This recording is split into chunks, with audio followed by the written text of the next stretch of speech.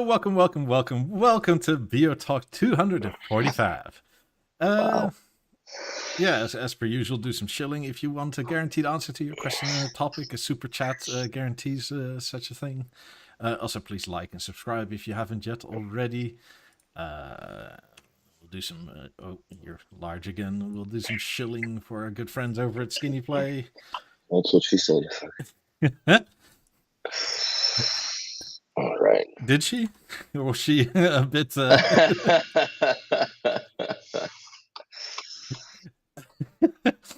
Anyway, go look something for at Skinny Play for something for your A9 stage, Beolab, that sort of thing. Have a promo code, get 10% off, all that good stuff. So go buy something. Links in the description and in chat. We have some good friends over at Prestige Creators. If you're inclined to buy something for like your Beolab 5s and make them all fresh and new again. Make them look woody. Yeah, I mean, wonderful covers. It pulls your Beolab 5s into the modern age, and you don't spend as much as you do on 50s at this point in time. Yeah. And we have, as per usual, a Substack if you don't want to see our faces, which seems to become more and more popular. So there's the audio only. You only need to sign up with an email address. It's fully free, and the app plays when it's shut. So if you're on a data plan or whatever, Substack is the way to go forward. If there's anything of note, I will also post stuff there. And last but not least, don't forget we have a Discord if you want to be the first to know just about anything. And it's always good fun in our Discord. So, so there. That's that. How was your week? Not bad. A bit disappointing, but other than that, it was okay. What was disappointing about it? The disappointing was we went out to get the lap 90s fixed, and we did not succeed because it turned out to be that both speakers have some sort of an issue now, and it's software related in some ways. So we're gonna go back and rebuild both. Okay. So yeah, that was a letdown, right? Because you want to go there and you want to fix it and you want to make sure that it works, and it's just and it doesn't. So damn, but not every day is a success, I guess. No, on a professional level, it is interesting probably to do something like this because, I mean, rarely do you have to dig this deep to fix something. Yes. Yeah, and it's Lab 90s are a different animal completely when it comes to taking things apart. Because obviously everything's big and heavy and... Oh, I just need some axes. I'll move them. Oh, yeah. Shit. No, you're not. No, you're not. So yeah, that was but we're gonna get it fixed. I'm confident at it that we're gonna get this done. We just need another suitcase for the other speaker, and that's it. And yeah, other than that, the weirdness before the podcast, the bloody TV wouldn't turn on. The theater comes on and the TV wouldn't go on for some reason. Power cycled it and it wouldn't come on. I had to dig up my LG remote and turn it on, and then it just normally worked. But the odd thing was like none of the sources in my Beo Remote 1 were showing. Like, when you press TV, just said TV, there's no sources at all. Well, obviously it's not going to show any sources from the theater because I have them hidden from the remote. But yeah, I don't know what happened. Just had a brain fart. But oddly enough, I had to do it yesterday as well for one of our clients. I had to go over and power cycle the TV because it just wouldn't work. So I don't know if there was some sort of a thing here going on, or is it the weather? I don't know. What? There wasn't There was no updates, I don't think. There was one on beta, I think, potentially. Yeah, I am on the beta software. So what software version are you on? Do you know? I'm going to tell you right now. Because somebody, I think it was Billy on Discord, said that he got updated to 2.5.4 or something like that. Oh, really? When I'm on 2.4.3, if I'm not mistaken. Well, you're not doing this beta thing anymore? No. I guess you live and learn, right? Let's go. Product settings. What do I have for software here? I am at 2.3.4. Oh, then I'm on the same. I got the numbers flipped around. Yeah, let's see about what's the actual software version. No, where is this? Doesn't say in the about the detailed version of the software. Interesting. Yeah, 2.3.4. So I haven't gotten updated yet. I'll go check for updates, but it doesn't say anything about software, that there is anything new. Yeah, I do like that they added that you have software notes, but they don't put much in them. Mm-hmm. Like the most common line is like, "What did we fix? Bug Bug fixes." fixes and stability improvements. Like, what's that? What bug fixes? It's called a copy and paste from the previous version, bro. That's what that is. This is why you can't revert back from beta, because that's too much info. That copy and paste. There's a different spacing. But I'm on beta as well, Sandeep, and I haven't gotten anything yet. Let's see if maybe it's regionalized again. Must be. Yeah, this Beosound Theatre is enrolled in BNO software, a beta software program. If you experience any issues, you can restore the default update settings. No, you can't. And that should be in brackets, and it'll nuke all your shit. Yeah, so how's that your default settings? Like, you got factory reset settings. That's default enough for you, right there. That's super default settings.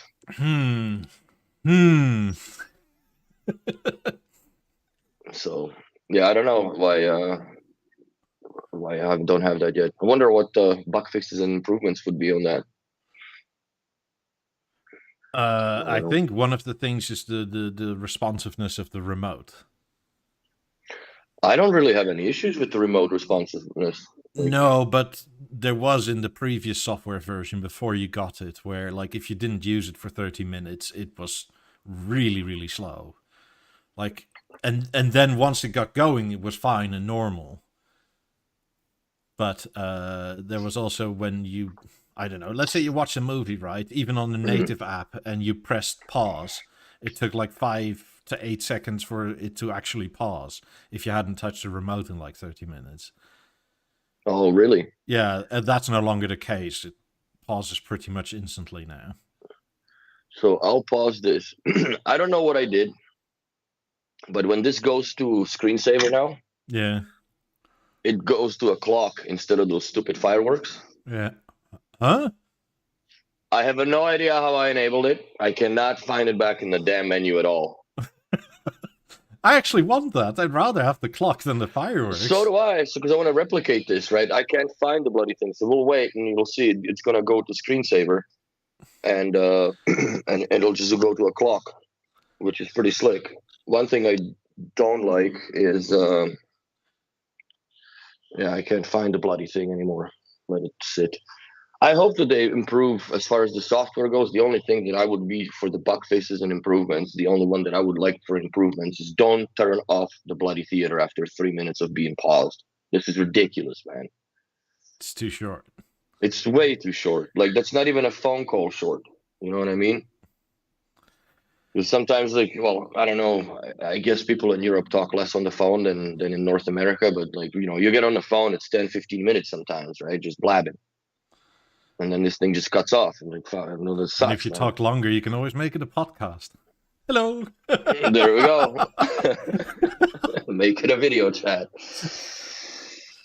The G1 has the clock too. If you give it your location, it gives you the weather too. Yeah, that's exactly. I did the location thing and then it enabled the clock, but then you can't disable the location anymore. Like, you can't just delete the location anymore. It's quite bizarre. Go to standby. I mean, do something.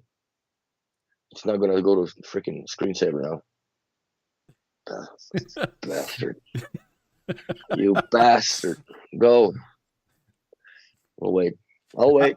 I was actually chatting with Sandy because earlier in the week, the what you call it, the guide came out for the Beosound Theatre. The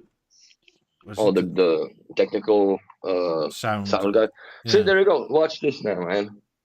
Ain't that cool? Yeah, that's nice. Yeah, cloudy -1, and then it goes turn any button, blah blah blah, and then it just goes back to the screen. I mean, the clock. I still would have preferred if they just left the clock up. I don't get why the text has to be in there, but Right? I don't like that. Maybe just move the clock around a little bit so you don't burn into pixels. yeah. But yeah, so that's the new feature that I found. It's Yeah, pretty that's slick. kind of nice. Hmm. God, where was the link to the sound guide again? Because I think Jeff posted it on Bio World. And... there we go. Well, that must be. Let's go to the ROS and find out where that is, if it's there. It's on support.bangandolufsen.com. I'll post the link in chat. Let's do that. And then technical sound guide is at the bottom at additional. Yeah, got it. Oh, it's still in, like, I guess beta because it's still in red. There's maybe some copy pasting going on. It's probably, yeah. That's going to be some interesting reading. For the 50s and 90s, this was also all in red, if I'm not mistaken. In the first edition, it was, yeah. But I think it's not anymore. I think somebody went to the Word and changed it. But what I was talking about with Sandeep is there is a little blurb in here that now that even the normal software updates have the what you call it, the speaker settings for the pros, so to say. Okay. The advanced speaker settings. Yeah. You can now add the left front and right front of the theater speakers to the center. And it says if you have big left and right speakers, so that you boost the center speaker a little bit. So like 50s, 90s, basically, type of thing. Yeah. Except that a little bit is very much an understatement. Oh, is it? Yeah, it's like, holy hell, are the 50s even on? Like, all I hear is voices now. Wow. So what, do you have to turn it down in the TVs or what? Yeah, so I forget where's the blurb somewhere.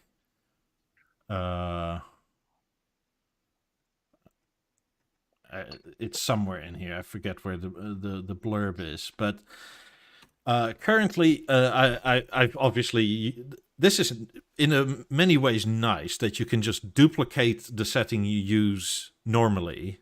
Mm-hmm. And Skype me in. Let's do it. Yeah. Sunday. I asked you earlier. You said no. I have to watch football. Hold on.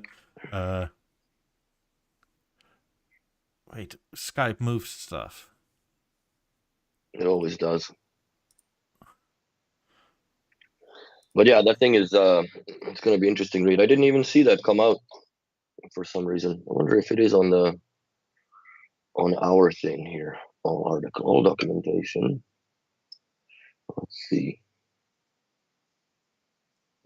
It doesn't show it on my ROS yet. Somewhere in there. Yep. There we go. No, it's US football, the doctor we're talking about. Evening. Oh, okay. What's happening, brother? Hang on. Hello. Yeah, you're online. You're live. Can you hear and see my ugly mug? Yeah, we're good. So yeah. You look like Tweedledum and Tweedledee with your headphones on. The what? You look like a pair of twins with your headphones on. I've got used to headphones. Well, it is partially when people join that don't use headphones. There's latency in the audio versus the video, So you get a 3x echo if we don't wear headphones. Oh yeah, no, that's not cool. And Canadian internet, for some reason, is quite notorious for that echo. I've never not had that echo with Willie. What do you mean? If you don't wear headphones, like, and we broadcast, it echoes like crazy. Well, it takes a while to get across the ocean, I guess. Maybe I'll take the long route. As usual. Have you connected any other speakers to your theatre, Willie? I got 18s hooked up to it. Get tinkering. Get tinkering. Bro, I already get noise complaints with just the theater alone, man. I was debating if I even want to bring the 18s in here. So, but who is the best man to deal with neighbours, grumbly neighbours? That's you. That's right. So, I like my neighbor, so I'm not going to piss her off, and she's kind of cute too. So. Oh God. I see. So yeah. You know. That added wrinkle. So yeah, I'm not pushing it hard. I actually listen to the theater mostly on the TV preset to shave down the bass, because it is really like, you know, the paper walls here, man. It's actually appalling what the construction quality in this building is. So yesterday I got the piss off of my life. Actually, I went to the storage locker to drop off a whole bunch of stuff, plus all the empty boxes from the Vesa mount and floor stand and all that. Come back to the apartment. It's like 12:30. Had lunch, and I was supposed to go to my colleague's house and take apart the Avant and put a fan in it in the back, right, so it doesn't cook the damn video board. I pack up all my stuff, get out of the parkade. There's some dickhead that parked the car in front of the parkade doors and left it. So I'm like, fuck, okay. So I backed the car in and figured, okay, maybe somebody just ran off to the, you know, whatever, the convenience stores that are nearby, right? So it was like 15 minutes later, I come back down, the car's still there. I'm like, what in the hell is this? So I called the tow truck, this, that. 2 hours later, a security guard is sitting in a chair in the lobby. I'm like, bro, you come over here for a second. He's like, what? And then it's just like, oh, you know, I don't like, get the fuck over here. Got him over to the freaking back door, right? And I'm looking, is that by any chance, is that gray Civic your car? He's like, yeah, it's my car. I'm like, you dildo, man. Like, who parks in front of a fucking parquet doors to cut off the entire building from access? 2 hours later, man, I was so mad. I thought I'm going to snap his neck right as he stood there. So then I get out. The whole day is wasted now, because by the time I got out of there, it was freaking 3 o'clock. And you're not going to go in and start taking apart the TV at, you know, by the time I get to his house and get everything ready, it's going to be 4, and then it's dark, right? Maybe it's smart thinking, as in, like, I come to work, but if I park there, less people come and do stuff, so I have to do less. No, I already sent an email to the condo board. Like, that guy needs to be fired. That's just where it's at. Like, every time I come in there, he's sleeping in the lobby. What kind of security is that? Night like, security. He's dead asleep. Like, he's dead asleep. Like, you go in there, you stomp your feet to, you know, shake the snow off. You don't even wake up. Did you, in your communication with the condo board, did you use the word dildo? No, genius. I substituted it for genius. Right. Put the sarcasm filter on. That's right. So yeah, absolutely pissed off. But I don't get mad usually, but this really just tweaked me out. Like, I'm like, you gotta be kidding me, man. What kind of level of ignorant shit is that? Like, for real. We get it occasionally on beside my flat. My apartment's on the corner of the 4 sides, and there's a drive up to the private gardens, and occasionally someone who can't find parking will just go and put their car there, right? And it's a main exit for people who've got a garage, and sometimes they leave it there for 10 minutes, but there's been times where they've parked it and headed off into town, and it's been there for 3 hours. you get all these people, residents, kind of backed up, trying to leave, and they're like, you're beeping your horn, thinking, is the guy 5 minutes away? 10 minutes, 5 minutes becomes 10 minutes, becomes half an hour, and then they come back. They come back like an hour later, and it's not me. I'll be standing on my balcony going, dude, and they just go, sorry, and everyone's like, you can't park here. It's a private drive, and they shrug their shoulders and drive off. I'm like, good, nice response, thank you. I was very close to just let all the air out of his tires. Like, if you really want to stay, then I'm gonna make you stay there, bitch. So my take on this is that London is turning into Paris, and you already live in Paris.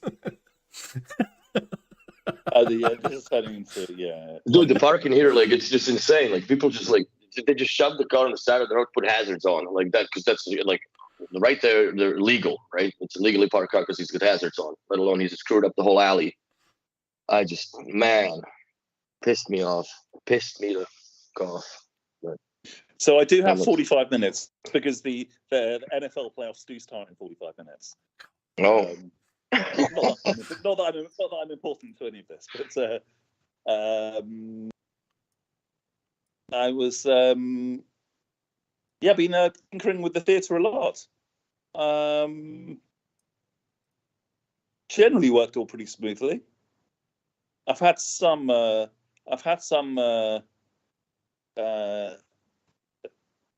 got a couple of issues where the theatre disconnects from the TV LG, so you get a message on screen, right? So this is a public information thing, right? So it disconnects from the screen, so you get an LG message on the screen saying your Bang & Olufsen product is disconnected. This goes away, shuts off all the external speakers. The theatre shuts off the 50s and 17s, and then it takes all the sound and carries on playing from the TV. That is weird. So happened 3 times on Tuesday evening. It was installed on Monday. So it happens it's happened most nights. I called my dealer. I was like, what's this? So they've obviously done a few installs now. He said they've seen that with eclipses and harmonies before. Could it be the faulty catch cable or network cable? No.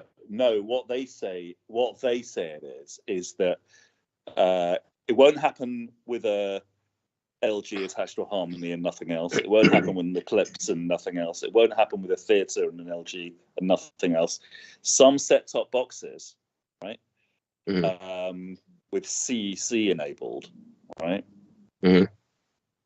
will communicate CEC to the sound center or to the theatre, sometimes in the background.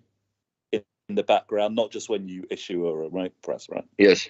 So some of them will do it in the background, and that can screw things, that can confuse the sound center TV, and they can disconnect from each other, right? Interesting. So they've had this before, but not with with other products as well. And the way they've fixed it is for people who've got some set-top boxes, like the main Sky box here, whatever. And the way they fix it is by just putting a CEC blocker. They've got a CEC blocker. It's a tiny little thing, like the size of your finger. You attach it to you put it on the HDMI coming out of your set-top box that's doing all this background communication, and then it won't issue any of this background communication to the sound center or theatre and LG, and then it's all rock solid. Interesting. So there's CEC. So they say sometimes you can, with certain peripherals, get CEC issues with this LG sound center combination, and they fix it just by putting a CEC blocker, and they're all good. So they're coming tomorrow to do theatre number 2, and they'll put the CEC blocker in the on that as well. Have you had any progress with the HDMI matrix yet, or no? Would you say progress? Did well, I don't think there's any software availability, but did you end up hooking it up to an HDMI matrix as you had the previous sets, or is it just feeding directly into the theater? Yeah, both the living room now, the theater, is taking one of the outputs from the matrix. Okay. HDMI converting it, right, and it goes into the theater as the main theater HDMI input, right? Okay. Do you have control? And the puck cable puck feeds back down the ballon and back down to the matrix, right? Yes. So I've kept my most frequently used source on the matrix. I'll make another coffee. Selected, right? Yeah. So my set-top box, my Sky box is coming down the matrix into the theater, and the puck control works. It's fine. Nice. Obviously, what you can't do, the bit that's missing, matrix-wise, is you can't use this or anything. You can't, or the remote. You can't, or the app. You can't tell the theater to change source on matrix. That's the bit that's missing, right?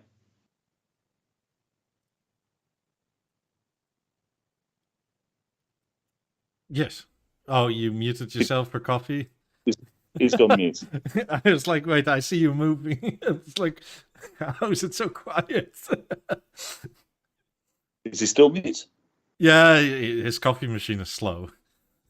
Oh, I see. Right. Okay. Almost there.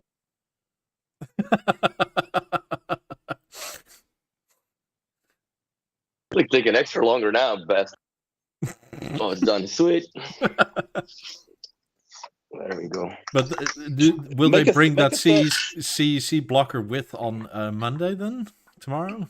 Yeah, they'll bring the CEC blocker, and all they'll do is it just needs to be put somewhere along the HDMI coming out of the offending set-top box. It doesn't matter where it goes in between the set-top box and the sound center, or the theater in this case, right? So that should fix it. They said they've had this issue before, other Beovisions, and it's worked. Wow, it's really small actually. Looking at Amazon on those CEC blockers, yeah, it's just literally like it's almost like an HDMI USB dongle type of thing. Yes, it's tiny, I think. Yeah, so it's just a pass through. Interesting. That's my main issue. That's my main issue. I think once you take CEC out of the equation and those types of issues, everything's been pretty much fine. Mm-hmm. Got my bought a 4K Blu-ray that's going into the theater. Which one? The Oppo? No, Oppo doesn't make any of those anymore. No, but I thought you had the old one. No, I didn't have the old one. I only had a 1080p Pioneer. So I just got the Panasonic 820, the one that everyone gets. So I got that going. I got this set-top box via the Matrix. I've got an Apple TV 4K, and I've got a 4K Blu-ray. Nice. All into it. I'll tell you one thing. I was a bit apprehensive beforehand about having to do everything on the app. Mm-hmm. But it makes sense now. Had it for a few days. It does, right? Actually, and in a way, I was tinkering, as Mike was alluding to, with the TSG came out, and then it's like, oh, gets you thinking, gets you tinkering. And actually, I've tinkered more.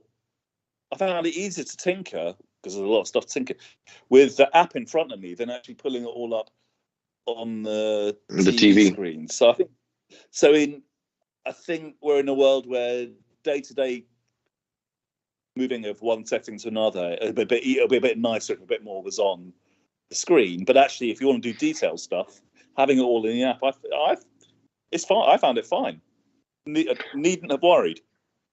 Yeah, the only thing that essentially that I have an issue with the use case of the app essentially would be when you go to the house and you're setting the stuff up and you only have nannies in the house and the owner is not in the house. And then they can't give you an iPad or anything because they don't know how to unlock it because, they have the kids' iPads, right? But yeah, that's not gonna freaking help. And No. so that is a challenge as far as the app use. And other than that, I actually really like it. I was not, well, as everybody that grown up on old school B&O menus, right? You were kind of like, wow, bloody hell with the freaking app and all that nonsense. But now I do like the app a lot. It's there are still some things that I would change and improve, like if you do the measurements and you tap on the speakers, it should just bring you to the dB levels of that entire setup, but it doesn't. It just closes and you have to reopen that listening position and go back in, and that's when you can mess with stuff. But other than that, I don't have any issues. I think that one thing that I am missing, they should have the auto standby option in the app, just like it was on the old systems, where you can just do auto standby off 2 and 4 hours, I believe, or was it 6 hours? No, hour 2 and 4, right? Yeah. It used to be, where this nonsense just turns off after 3 minutes paused, which sucks. Like, it's just. Yeah, where do you change that? I haven't changed mine yet. It's you can't somewhere, I guess. No, it doesn't exist in the app. So I've sat here for 10 minutes and I haven't touched anything on here. But at some point this goes off, right? It's not 3 minutes. No, in music. If you're listening to music and you pause it, even though you listen to B&O radio, you pause the radio, 3 minutes later, this thing is done. It's off.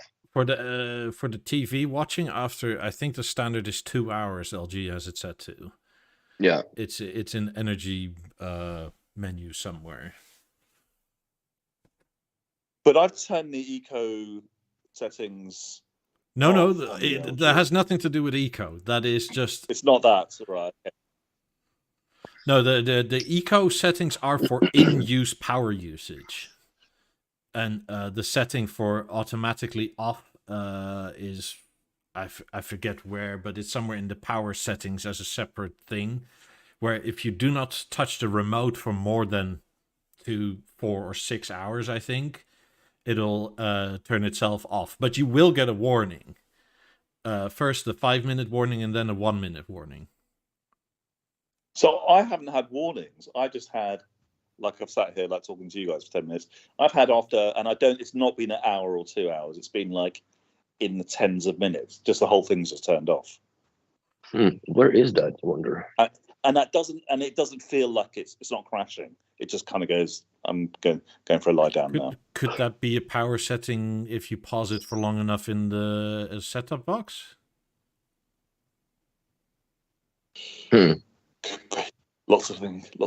Well, we have so many devices that are eco and settings and power usage now that, like, everything is app-based, but it kind of isn't in many ways still. Yeah, I wonder where the heck would it be? Yeah, is it an OLED care, maybe? I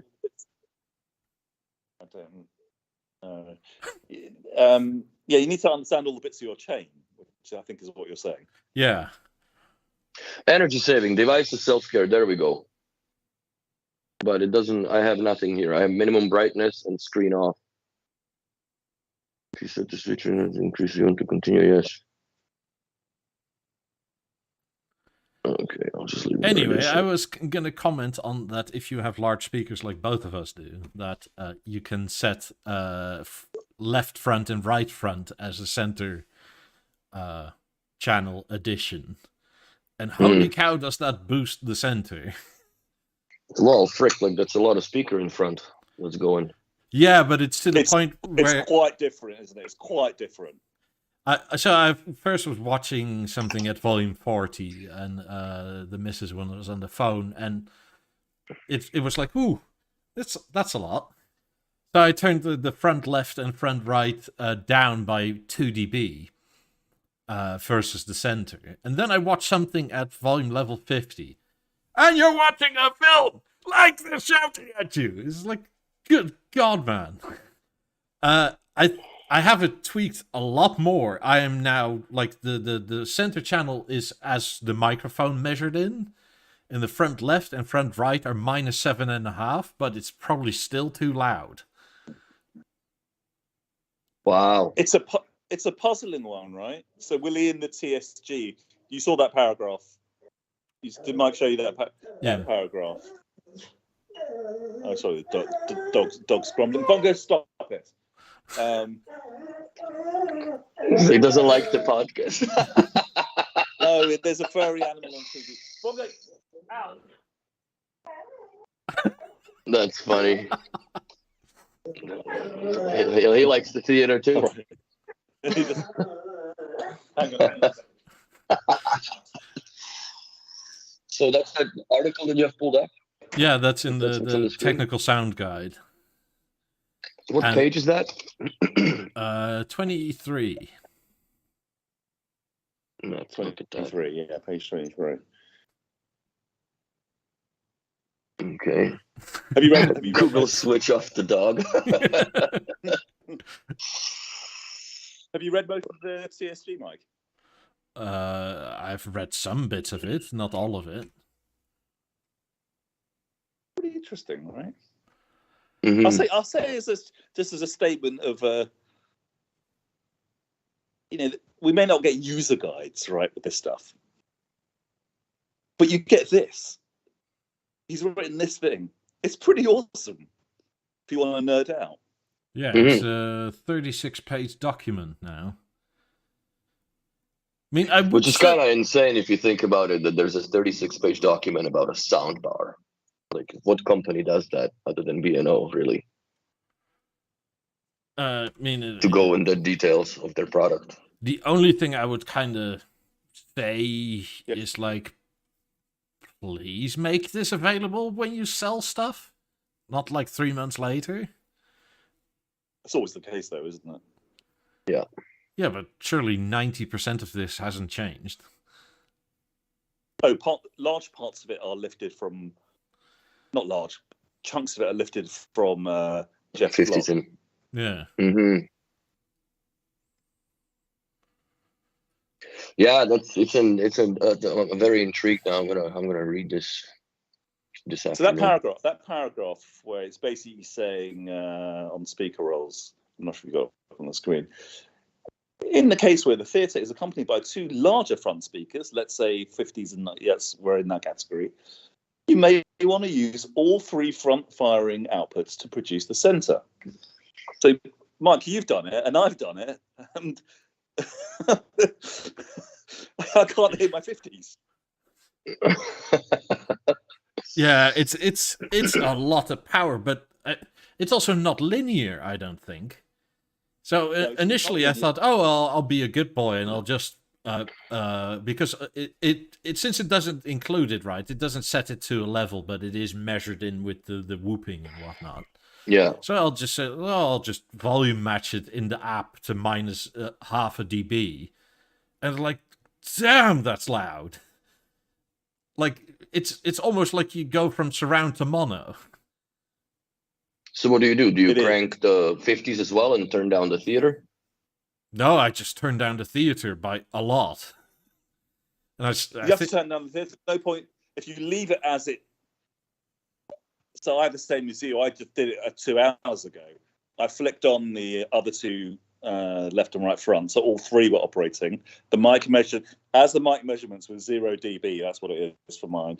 0, 0, 0. You can leave it at that, but then if you're adjusting your overall balance with the 50s, you're going to bring your neighbor's roof down. Oh yeah, it's a losing battle. It went from like volume 50 is a good level to watch things at to like volume 50 is too loud. Oh, you have to take it down by like 6 or 7. Yes. Well, currently I'm at 7.5, and I think I still have to take it down more because if I'm not mistaken, the center has the tweeter and that 5-inch driver, and they have 50 watts each. But the left front and right front have 100 watts each. So it's in terms of total power output, it's not like when one is a hockey stick and the other one is more in a diagonal, so to say. There's some more detail on how you adjust the relative. You've adjusted your relative dBs, those two additional ones, down by 7.5. Yeah, at least. Read the TSG. I'll send you the if I can find it, about he writes about that. Once you've switched it on, what you may or may not need to do with those. Anyway, so I've got rid of them again. I've got rid of the left and rights for the moment. But you saying -7.5? Does that make it more palatable? Oh, way more. It's still okay. It's still a bit too loud. But one thing that's to me quite interesting, really, is if you A/B test, is that what I found recently watching movies is that the sort of spatial dynamics are fantastic, if not almost excessive for an apartment with 50s. I don't have to go as loud when more of the front is playing. And that tones the bass down, obviously, a bit in the 50s, because you're just not at the same volume level. But when you A/B switch, first of all, it sort of feels like the voice goes back further away from you and is a bit softer, but it also seems to go down a bit. So when you're talking with all three center speakers or with one? No, with all three on, it seems to come up a bit. Yeah. With all three on, I didn't change the dBs, but it was. Have you ever been in the cinema where the only seat you can get was on the front row? Yes. Yeah. It felt like that. It felt like that. Not so as in like, what? Give me a seat at the back. I mean, and it's not something you would notice if you were not A/B testing, because I've never noticed that in the standard mode the voice sort of was felt too low or anything. It's just that if the front three are on together, it sounds like the voice comes up by like 30 centimeters. I think that's right. So I A/B'd it as well a couple of hours ago. I put all three on. I was like, a bit too much. I can't hear my 50s. And then I A/B'd in the app back to what the single. And I'm like, hello, where is everyone? Where's everyone gone now? Where is everyone? So it took. I mean, all this points to. They aren't lying with the warning with the advanced settings. This is for tinkerers or whatever it says. They aren't lying, no. But that's not bad. At least you can tinker. You can still reset it back, so you can't really break anything. Correct, yeah. So somewhere tomorrow, I'm going to check and see if you can add them and then re-sweep the room and if it'll adjust itself as such. It'll adjust them back. It'll adjust them back to the same dB as your the middle one, I think. Yeah, I haven't tested it yet, but I'm really interested to see what happens there. Yeah, I think it's going to take me a bit of time to get something. I'm happy with the out of the box stuff, right? So the movies mode, which I'm going to use for movies on on Netflix or my Blu-ray player. You know, so much that's data rich in each of those channels, right? And then their out of the box settings for my apartment here is fine. I don't feel I need to tinker. The tinkering I've been doing is because the TV broadcast stuff, the over-the-air broadcast stuff, you know, it's not signal rich, right? 2.0 sounds okay, whatever. A lot of the 5.1, the sports that's broadcast in 5.1, is there really that much in outside of? Is it really that much in? So I went now down a different route in trying to get a TV mode that I'm happy with for broadcast TV, and so I took away the two extra center channels, stuck with the one. And I was playing around with all the. Willie, you've done this before, but I didn't with my old system. Played around with the spatial dynamics.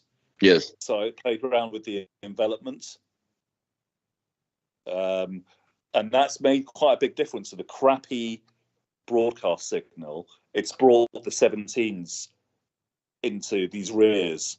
It's brought them a bit more audible, kind of, even with a crappy signal. And I also wanted my 50s. This is my other issue. The theatre's so capable, But for regular TV watching, where there's like speech, it's like, can I, hello 50s, show me something. There's £40,000 worth of stuff sitting there. I'd like to hear it.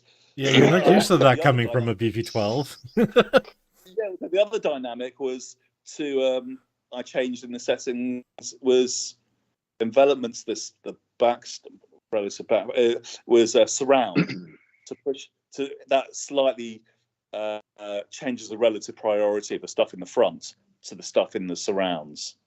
And so now I've got across my whole front. I'm not just hearing theatre with the occasional ping from the 50s. I'm hearing stuff spread across. That's just a personal thing for me. And so I had a bit more joy in getting to a happy place doing that. The extra 2 speakers and centre speakers in the theatre is a serious undertaking. But I think also that this was more the theater as an app. I think was designed with I guess being more user friendly in mind versus what it used to be with the older menus, where clients were typically scared of going into sound settings of the old Vans and Beosystem 3s and try to change stuff because you don't really know what you're doing. And Beosystem 3 was quite simple at the time, right? But when you start going into the fully involved I'm not surround sure setup, that was a bad thing though, because my sister went into her app and changed a bunch of things, and then like 2 months later she calls me and like, why does everything sound crappy? It's like, did you touch the app? It's like, I don't know. Like my kid had the phone too, and it's like, well, okay. So I go by and you see that, oh, the front left is minus 9 dB and the front right is just turned off. Like, no wonder. Well, but that's something that couldn't be prevented, even if you had if the kids pick up the remote, man, that's a danger on its own anyways. But I just find it it's a little bit more, oh god, it's snowing again. It's a little bit more involved installation from the client now than it used to be from the installer point of view, in my opinion. Because like, yes, you set up the theater properly to what you think is proper, but then somebody, the client comes home and they're like, oh well, I can try this and try that and go from there. But it's easier to come back from screwing something up on the theater in the app than doing it on this messing up with the speaker groups. Like, if you really want to tinker, you can just duplicate the listening position and then screw around with it. And if you really gone down, messed it up, you can just delete it, but the original one that it's proper is still there. So you don't just mess up stuff because you screwed up your speaker group, right? Where the listening presets are much. It makes way more sense. There's the doggo. So David, I have the regular oak cover, but I have a walnut coming sometime soon, eventually, and then this one's gonna get packed up, and then everything matches. I was so tempted to bring my Eames chair here. You should have. No, I couldn't fit it in the Audi, and I'm not renting a van to do this. And I'm like, well, more stuff I bring here, then the harder it's going to be to move out of here when the time comes in. Clara, were you thinking? Sorry, Clara asked, have you had your TV calibrated? My dealer says it's not necessary getting my theater in 14 days. Well, congrats. Needed is up to you and how discerning you are. I would say it's not really needed. It's not really needed for most TVs, but it depends really on how much you care about color accuracy. I guess if you're a professional, video producer type of thing, that you have to have the proper color balance and whatever, like, when you get those, the studio monitors, right? Then I guess it makes a difference or it's important, but it depends a bit on the panel. Yes, but I find the pictures amazing anyways, as it is. Yeah. The TV is just insane. I think on average, the delta in filmmaker mode, it's about delta 4 or so, where under 3 you can't see the difference. So it's pretty close to accurate. Some TVs will be under delta 3. Mm-hmm. will it make a difference? Will it be visible? Yes, but do you care if you're not A/B testing? I don't know. Yeah, I would. I had a similar question. I mean, I've only had my LG for a week now. I would just sit with it for a while, and only really get it done if something's irritating you, picture quality wise, and you're not happy. Yeah. Otherwise, why bother? Would brighter OLED mean higher burn-in risk? Well, I guess naturally, yes. Brighter, the more susceptible you are to the burn-in. Unless you're talking about the new G and C3 panels, then it's unknown yet. But burn-in risk... business news for a week and see. But I think this actually is potentially a misnomer in terms of like burn-in only happens with static images. Brighter OLED, if anything, means less lifespan in the pixels, which is not the same as burn-in. Because OLED pixels are equivalent of a candle, right? There's only so many hours in it at X amount of brightness. So if they become brighter, the candle burns quicker, so to say. But that doesn't mean the picture gets static or you get red blobs or whatever. That's usually only if you watch CNN, which is a notorious one because of that bloody red bar at the bottom, or Bloomberg with its blue. Oh yeah, business news and all that. A lot of that is. I wouldn't worry about it. I had on, because I have Bloomberg up a lot, right?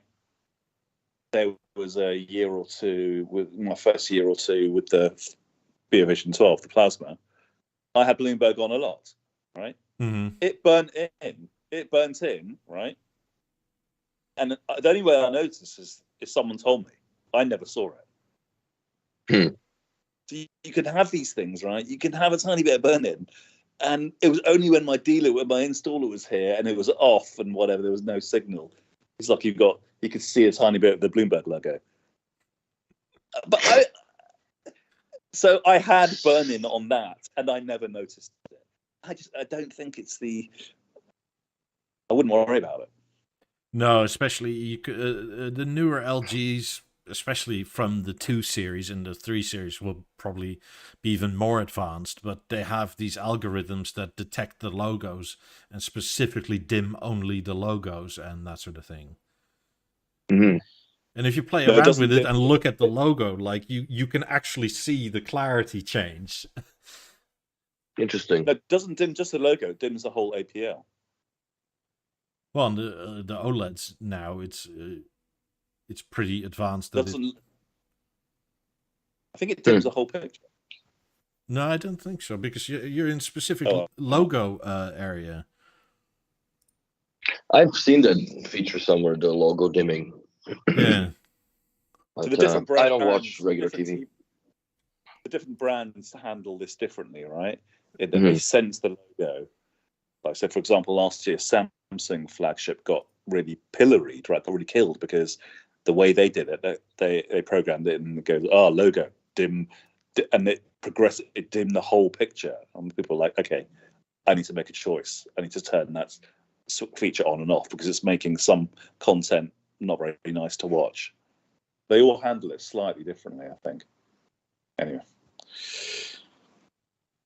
Yeah, no, I'm pretty sure the LG does it logo specifically because I've been playing around with it for a bit and it was automatically at medium, and then I set it to minimum and off and maximum, and it's sort of like whatever, I'll just leave it at medium, it's fine. But you can actually tell the clarity and the sharpness of the logo change. And it doesn't seem to affect anything else. Would that also apply for video gaming? Because you get the heads-up display right on the games and such. Like, wonder if potentially, yeah. I don't play video games on this. Obviously, I got a freaking computer here, so. I mean, the 2 series panels are much more aimed at gaming, so. Maybe I'll pull me an HDMI cable into the theater and try some Left 4 Dead. See how that works.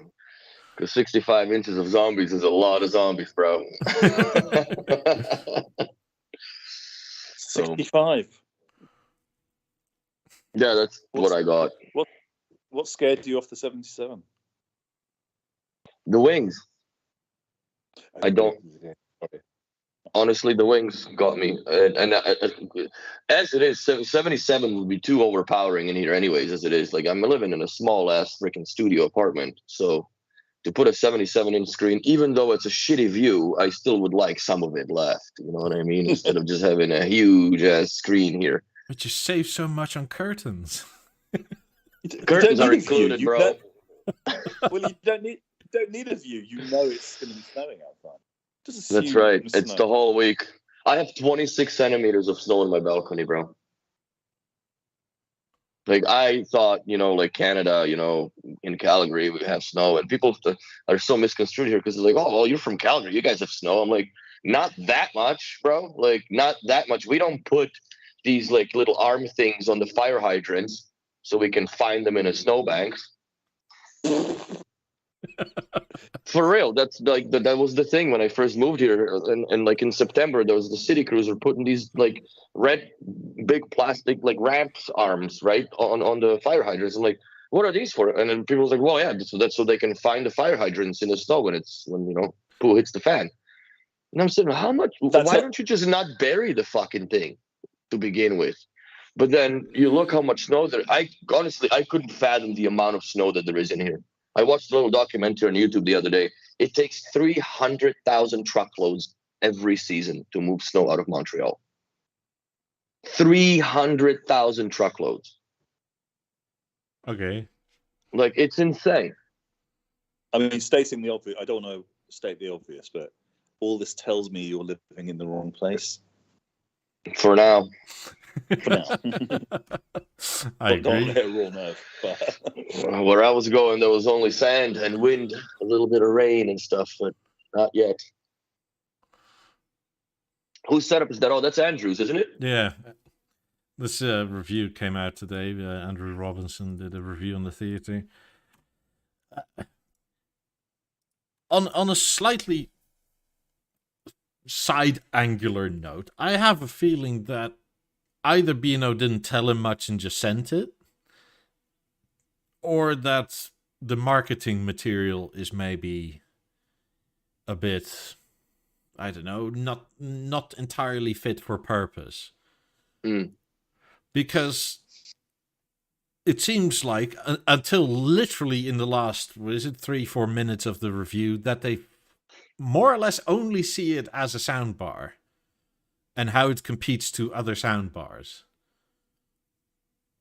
And at the end of the review, they sort of seem to realize, and maybe this is an editorial decision slightly, but like most people will buy this for external, to use with external speakers, not as is. And that, in my opinion anyway, changes the price and the dynamics of it quite a bit. I mean, also, like David says, they probably should have sent him some wings with it.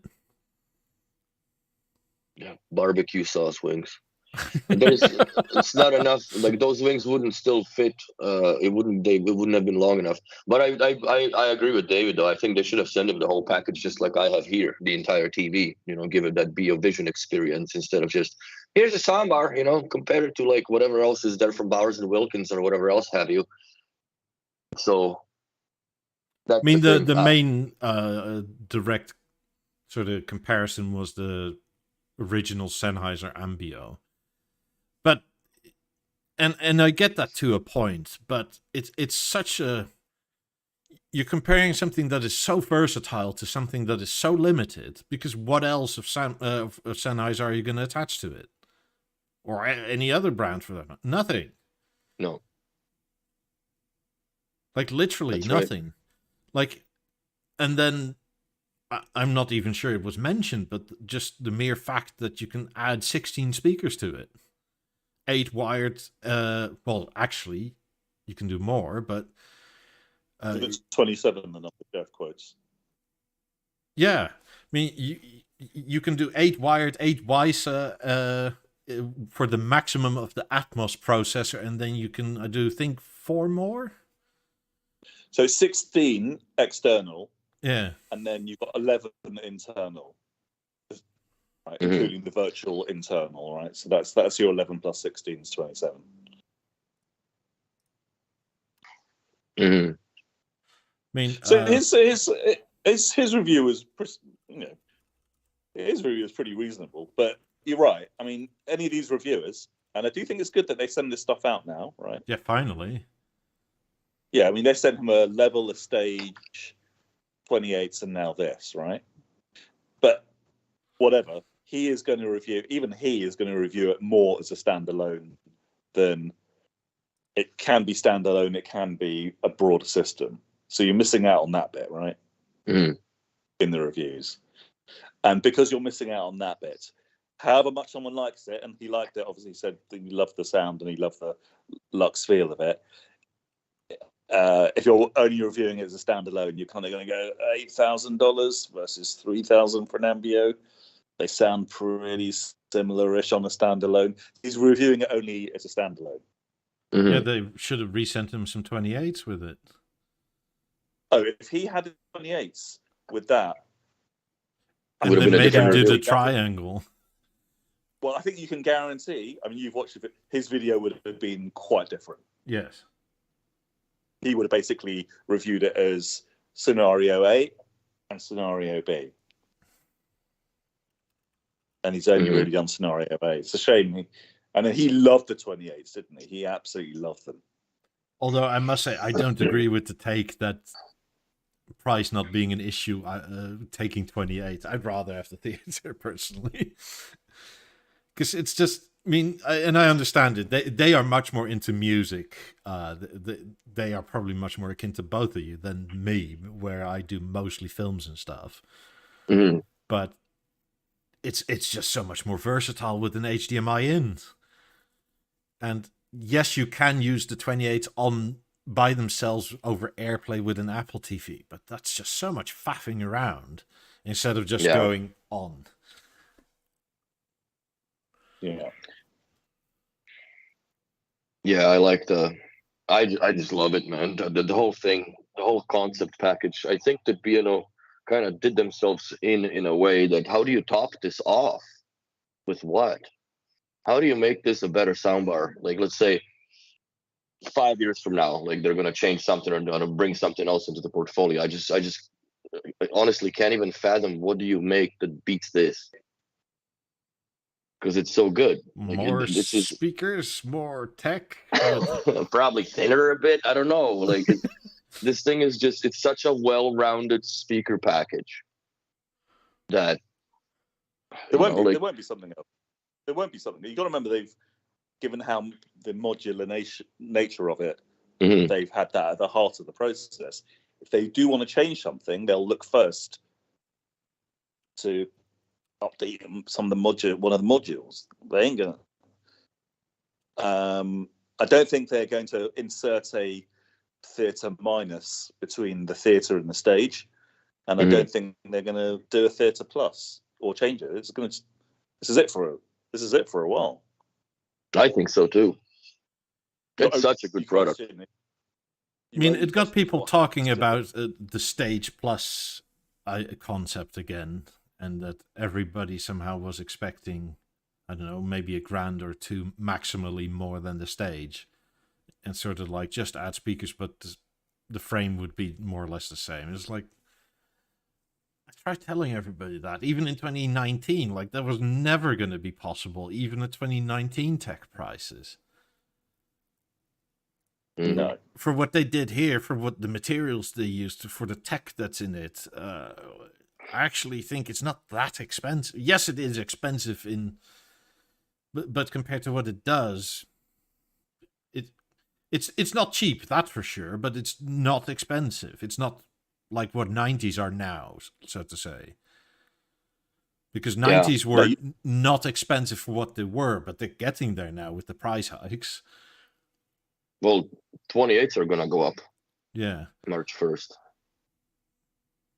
About 10%. Also with the theatre, if people, I mean, the people we hear talk to are B&O customers, right? They are most of them are Beer Vision customers, right? So if you're spending 6,000-7,000 on a theatre, that's the 55, that's the base price. Assume you keep that for 10 years. Let's assume you keep this thing for 10 years, right? Yeah. Mm-hmm. Could be longer.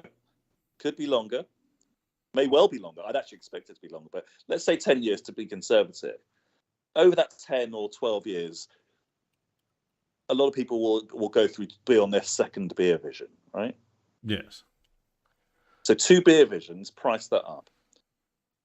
Price up one of these and 2 LG screens, and then your amortized cost is actually quite a lot less. Oh, for sure, yeah. Or can be quite a lot less. In your case, Mike, and my case, where we didn't pay for the interface and the stand, then it actually becomes quite a lot less. Yes. Even if you pay for the interface and the stand, because the interface is so adjustable that, I mean, it doesn't matter what panel you get. Not really. I mean, they can make a G4 twice as thick and it would still fit.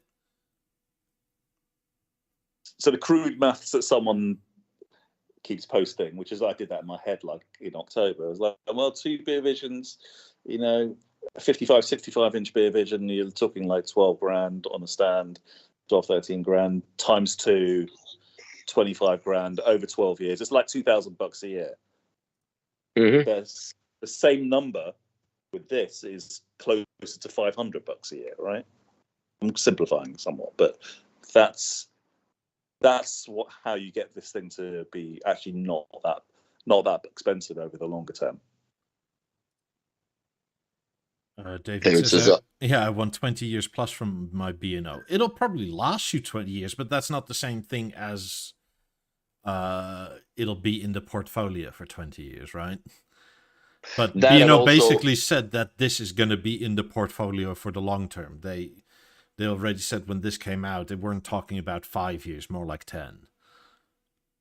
Which makes sense, because at the end of the day, if, let's say, the interface changes or we go to the HDMI 4.0 by the time 10 years strike by, you should be able to just replace the back module, and that's it, the input module, and Bob's your uncle. Because you're not really going to mess about with the speakers. There's no point. There's no point to do anything with the front of it. It's just, maybe the power supply may burn out if you get, I don't know, you live somewhere crazy where there's, brownouts or you're prone to lightning strikes nearby or something. But other than that, I don't see anything then. Abu Dhabi and you hate air conditioning. But the only thing that I could see that would be necessary to swap over time in this thing is just it's the input socket.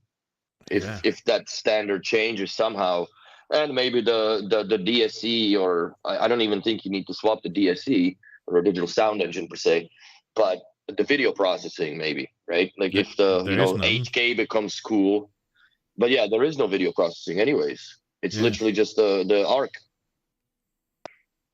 Fair enough. So yeah, they don't have to worry about much, because if your panel burns out, you just buy a new one. It's a fraction of a cost from the theater if you come to think of it. And if you buy last year's panel, which probably is still newer by the time it actually goes, it's what, like $1,000 maybe for a massive panel. Mm-hmm. Like if my panel goes, let's say in, I don't know, 2024, end of 2025, something like that, I can buy an early 2024, maybe 2023 panel even, and it's like 60-70% off. And it's still newer than this. Mm-hmm. And I actually think this is already good enough. Yeah, the OLEDs are insane. Also, the EU more or less seemed to have killed 8K because of new power regulations. Oh, really? Yeah. Well, I think they've slowed it down. The TV manufacturers will work their way around it. Yeah, but this is like a wrench in the spokes where it's like, ooh, like if we now need to do 8K, but we can at peak brightness not use any more than 150 watts or something like that. That's hard. Like that's already hard with 4K. So how are we going to do this with like 16x the amount of pixels to light up? Maybe they'll do it like the Volkswagen did, just pass the test and then Then you can special download software for testing. Then you can just download, yeah, exactly, and then just download an app that'll overwrite this nonsense. And yeah, I think they should take a Volkswagen route.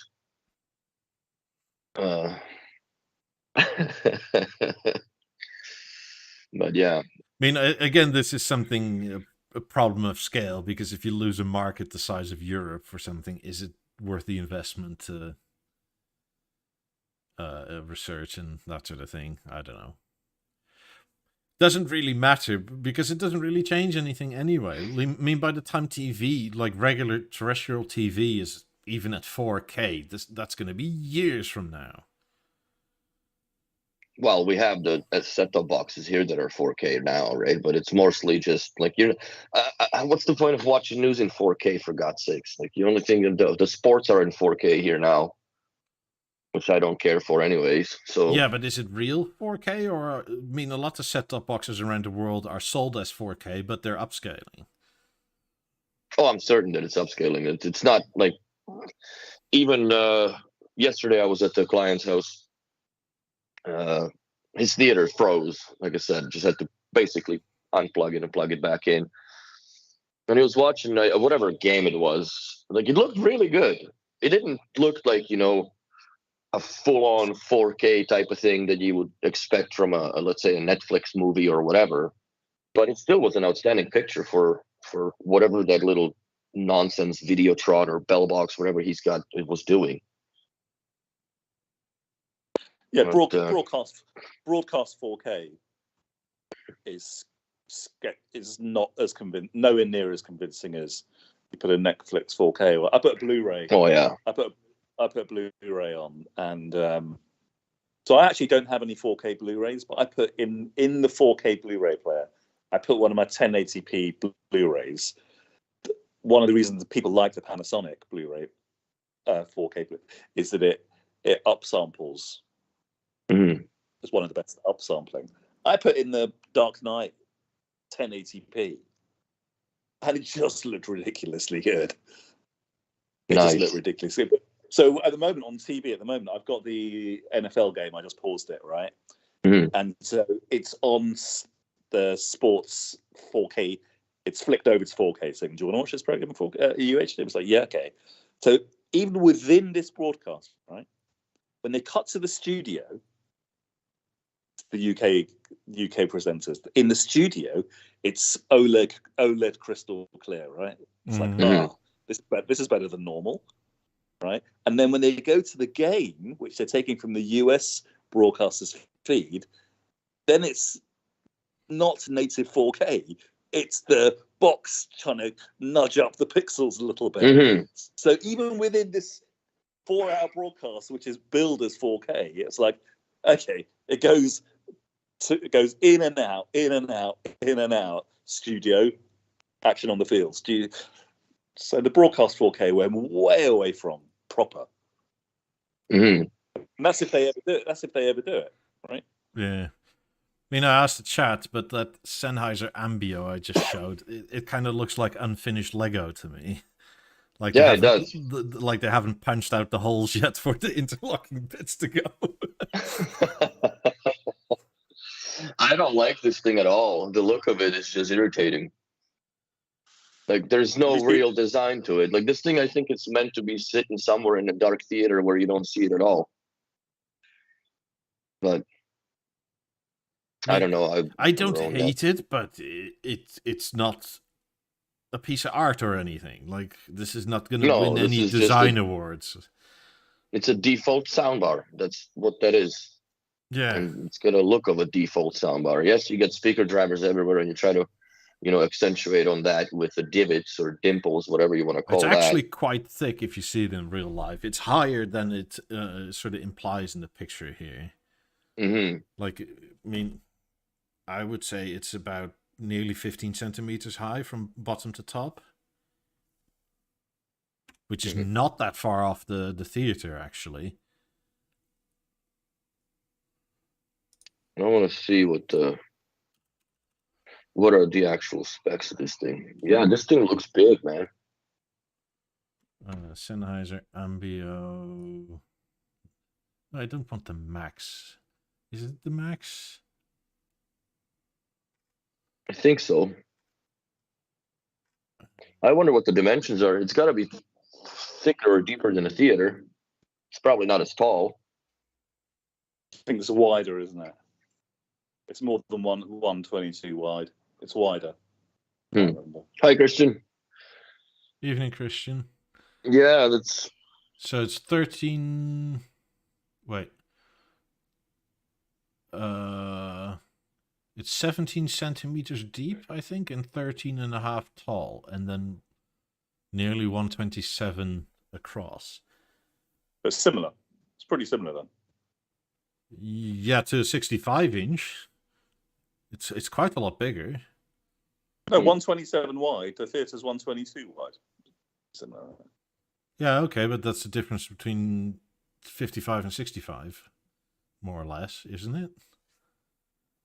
No, 65 is longer. Doesn't matter, but still, that thing looks like hell, man. I would never put that. I wouldn't put it in my mother-in-law's house if I had one. I mean, it's in the pictures it doesn't look bad, but I saw it in real life, and I was kind of shocked at how large it actually was. To me, it looks cheap and cheaply made. Yeah, a bit. It's not that bad in real life, but it's also like, this is really like, oh, okay. If you take the logo off and put any other logo on it, if I don't know, Ying Bin or whatever the fuck, then you would think, okay. The high sense. Yeah, you wouldn't be shocked if that was on that for a design, so to say. Yeah, I don't know, man. I just absolutely love this thing. Absolutely love it. I mean, you can take the B&O logo off the theater, but it's pretty B&O. It's hard to go around. Even if the logo never lit up, you can tell that this is a Bang & Olufsen product. It's just the way this is, the machining and everything else in it. You can't, if you know the brand, you wouldn't need to be told that this is a B&O product, because it's got the essence of everything that B&O is. So, Willie, when's your walnut cover arriving? That's a question that I ask every day. I'm sure you do. That's the question I ask. Right now. But I don't know. It's supposed. I think it's already gotten shipped out, but I don't know. Okay, so it's sooner rather than later. Yeah. I think that they already cut the tree down for it. I'm certain of it. So it's coming. Really? They only recently cut the tree? I hope they did already, for God's sakes. If not, I'll get my Swiss Army knife and start carving myself. So I won't be alone. I won't be the only one, but for what, the Walnut Theatre? Desperate to see a picture of, at least a picture. I mean, ideally, my dealer has at some point a smoked oak and a walnut that passes through his store, and I can go and see it because I want one, but I'm not in the mood for writing a £1,500 check without seeing the thing. Yeah, I'm doing it. I'm taking one for the team. That's the way you roll. Mr. Cautious over here. No, I'll take one for the team, bro. I don't care. Worst comes to worst, I just don't like it. Well, I mean, you high net worth individuals, you just... Oh, yeah. I'll just throw it in a fire pit. No, I think I'll be good. You sell it to Sandy. There you go, for discount. But yeah, I would honestly wonder, like, I don't know if that was ever a part of the design idea or concept. How would that look with the aluminium lamellas all over the place? Like the same finish. Like, would it look too like a prison cell, or would it? I don't know. Probably. Yes. Yeah. I think so, right? Metal, it would look. It wouldn't metal. be soft. Yeah, it wouldn't be too soft. It may also be problematic with getting the cover on and off. Yeah. On the exciting part, though, I am next week, I believe, I'm putting together a theater in anthracite on an anthracite floor stand. So I'm quite curious to see what the anthracite floor stand looks like. My anthracite is going up tomorrow. It's in the other room at the moment. Nice. Yeah, we have one soundbar. We have one theater in anthracite in the shop.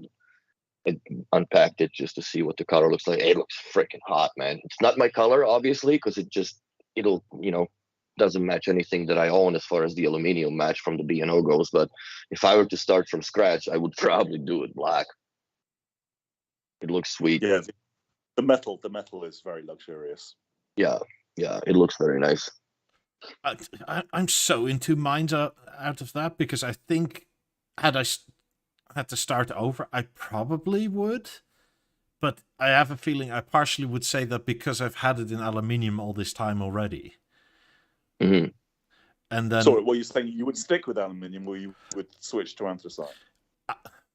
Well, I think part of the reason why I think I would switch to anthracite is because we've had everything in aluminium all this time already, right? Because it's something different. But if you were to actually walk in blank slate, not having had any of it, to like sort of, I think I would potentially for the long term still eventually end up with aluminium, yes.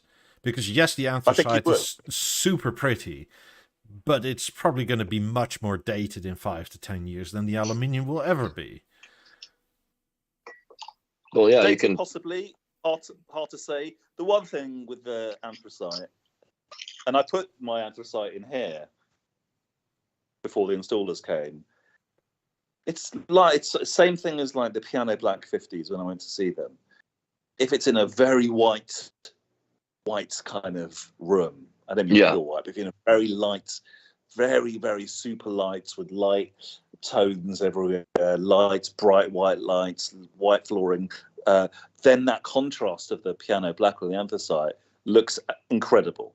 But if you don't have that kind of white framing, I'm talking in general sense, like Mike, in your background at the moment, with your lighting down,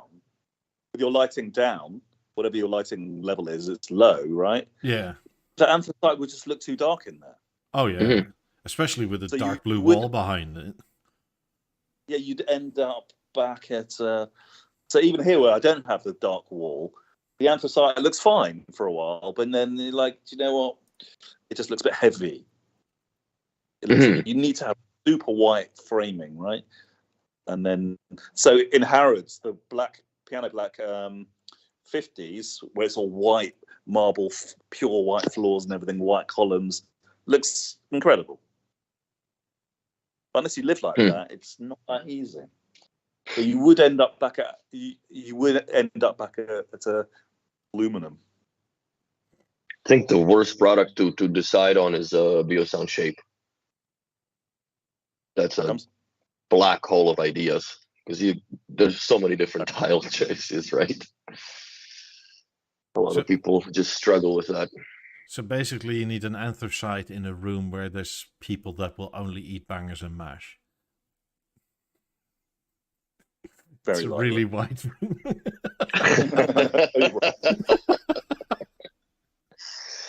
But no, I still would. I no matter what, I think if I were to reset my collection and start over, I would still go with aluminum. I think it's just a timeless metal. The regulars. Yeah, I would never go for the gold. That's for sure. Like I just, it's not so bad on the 28, but on everything else, I mean, I'm not even. It's almost okay on the theater, but then you end up with the weird normal aluminium on the LG, and it's like, oh, it clashes. And I wonder if there's a way to order black trim or black. Wasn't it possible to do in Europe if you want a G2 panel with the black aluminium instead of silver? That's just on the C2. Mine has a black. I'm not sure if the C. Yeah. Because even the G2 panel is silver aluminium, but it's almost like a gunmetal color to it than the actual theater's edges of the wings are. I don't know if you can see that. Let's bring it over. I think most of us have the G. Yeah. I like how thin that thing is. But yeah, there is a difference in a little bit. It's not something I'm going to be losing sleep over. That's for damn sure. But it looks cool. does. The G does look great on the wall. You'll be reassured, Willie, that even the wall gap obsessive like me, I'm happy. That's good. You should be. I'm happy. It's nice and snug. That's what she said. Yeah, I think I got 9 mils gap in between the theater. Like, it's decoupled completely from because I don't want it to touch. I have 65. So when they're mounting it on the wall, and then I was telling them positioning, and then I was in and out of the living room. I was like, "You go, the TV's going up soon." I'm like, "It is going flush, as in I don't want any gaps." And he looked at me. He goes, "I said, look, I'm one of the fussy ones." And he looked at me and said, "Yeah, I get that." I think I get that. That's funny. Yeah, David is onto a point. TVs are thin enough at the moment. They don't need to be thinner, really. No, I think that they should get back to a little bit girthy product, because like even the C2 panels, man, you're almost scared lifting these bloody things off the floor when you're setting them up, because it's just so, like, we just grab them by the VESA mount, right, and lift it up. If nothing else, it becomes problematic with speakers, because in actual fact, the theater isn't all that thick. But it sure looks it compared to a G2 panel. You know what? It does, but it doesn't. Like, the concept behind halving the size of the speaker by putting a screen on top works just perfect. Like, even the picture this is one of my favorite pics, by the way. That it just looks so good, especially the damn concrete wall. That is just my favorite photo of the theater, and it looks stunning. 18s. Also, 18s are so much better now with the theater. Oh God, are they ever? I've never heard my 18s the way I hear them with the theater. Like, it really lets them breathe properly. I mean, I remember going from a BV1046 to an Eclipse, and that was a big step up for how the 18 sounded. But this is a bigger step coming from the Harmony to the theater. It's like, there's bass. Like, they have bass. Where has this been? Like, how is this possible? Yeah, I know. The 18s.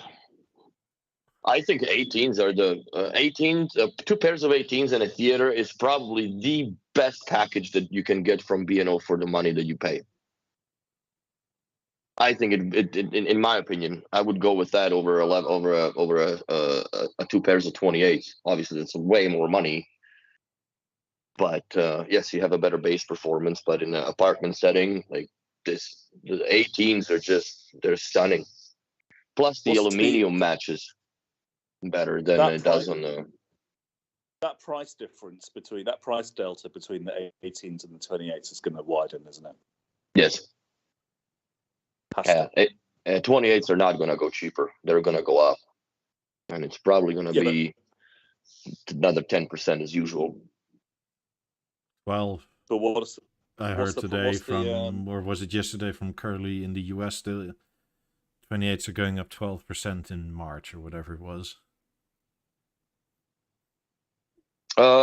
It's 2 different percentages. One is for North America and one is for Canada. Not Canada. One is for America and one is for Canada. And I think Canada, obviously, we get a little more screwed.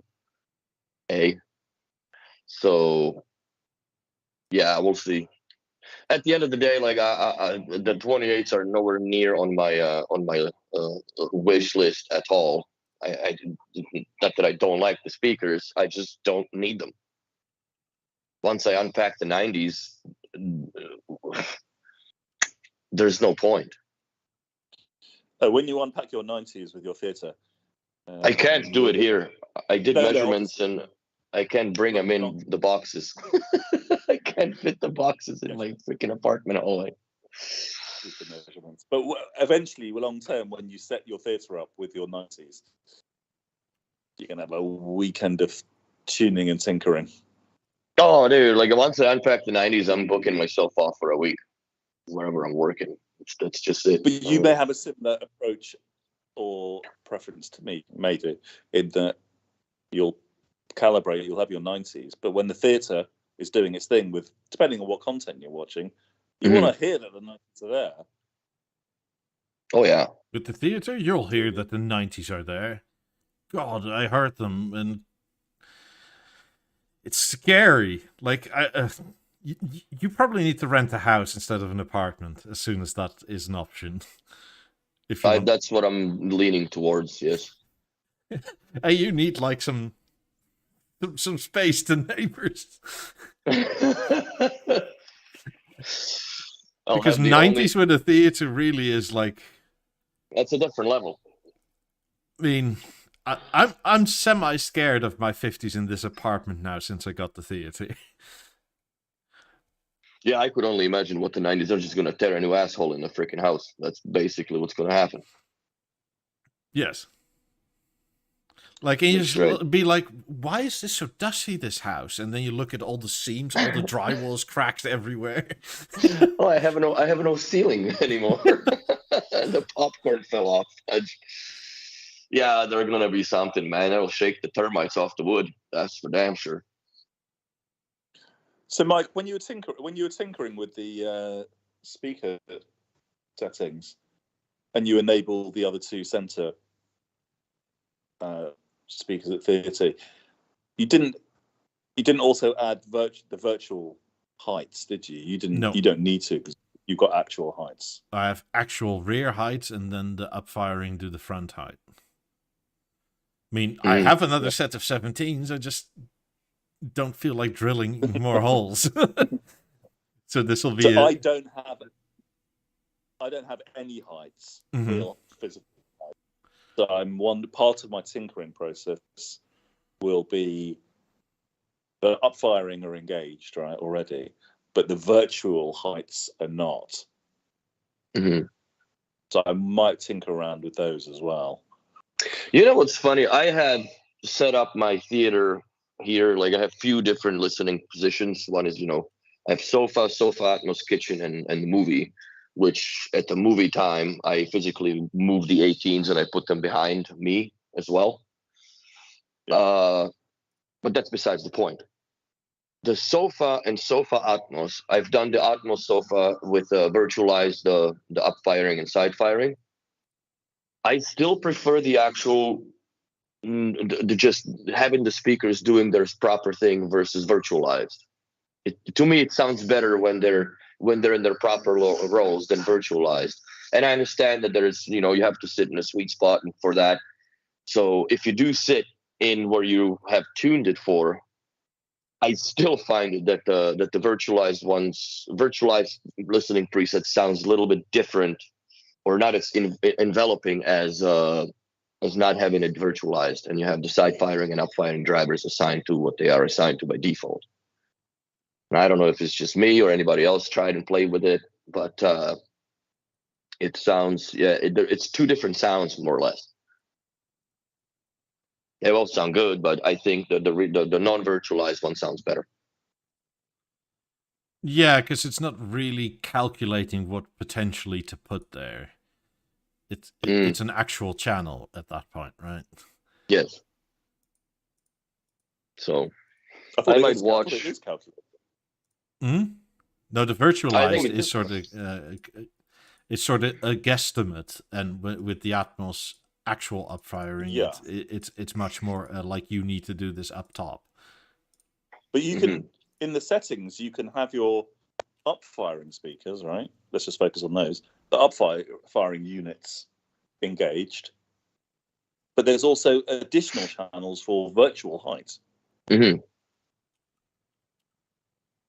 I've played with them both, but I like the non-virtualized. I like it, the real deal. Okay. I suspect I'm going to play around with adding the virtualized. I suspect I'll end up at a similar place to you, Willie. There's a purist angle to this. Yeah.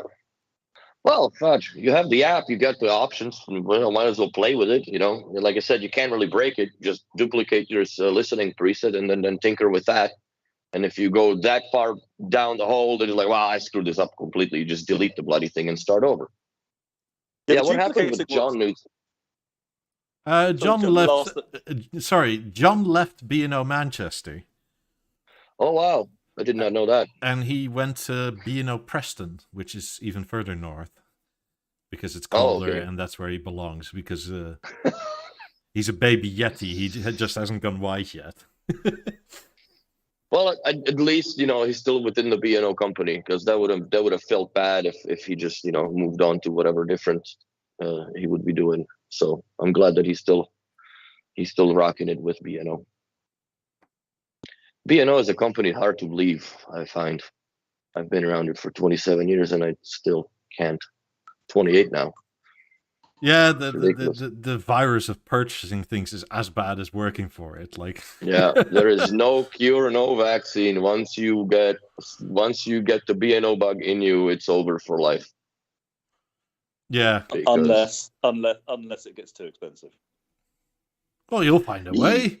You'll always find a way. You found a way. You found a way. Everybody finds a way. It's just what's that?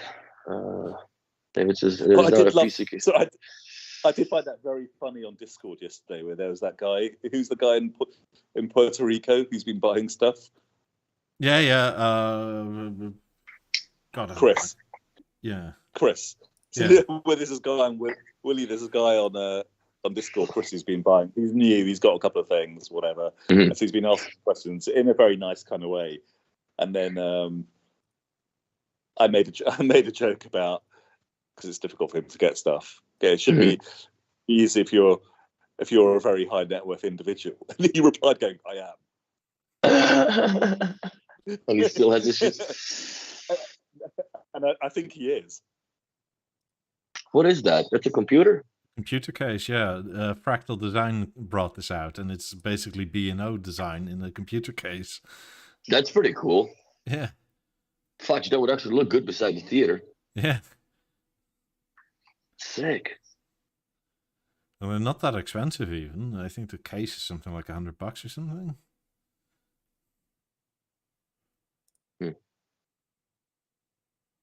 Mike, I know you don't go on the forum.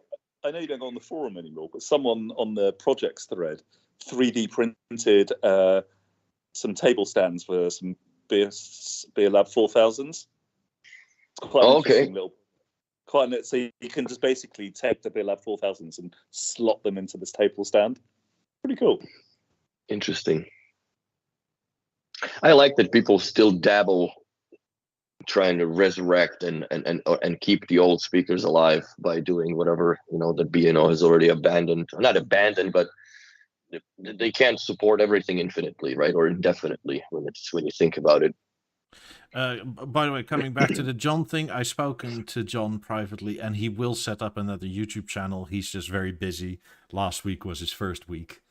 Okay. So, as soon as I have a link, I'll blurb it out to everybody, and everybody can mass subscribe, and it'll blow just up be his channel again. Hello, John B&O Preston. I bet you he's gonna fuck that up so much the first few times. There's gonna be some cutouts for sure, or cutaways. Oh boy, that's funny. He's presumably taken the white skull with him. He's taken Brian. The Richard? The Richard. I think Richard. Yeah. Richard has to be with him for sure. I hope so. Not watching if he's not taking Richard. I mean, otherwise he can share custody with Dick that you have, Willie. That's right. Koa asked, does the theater support height speakers being mounted higher on the wall and facing forward, or does it have to be on the ceiling facing down? No. Mine are technically on the wall. Like, this isn't mounted to the ceiling. It's mounted to the flat side.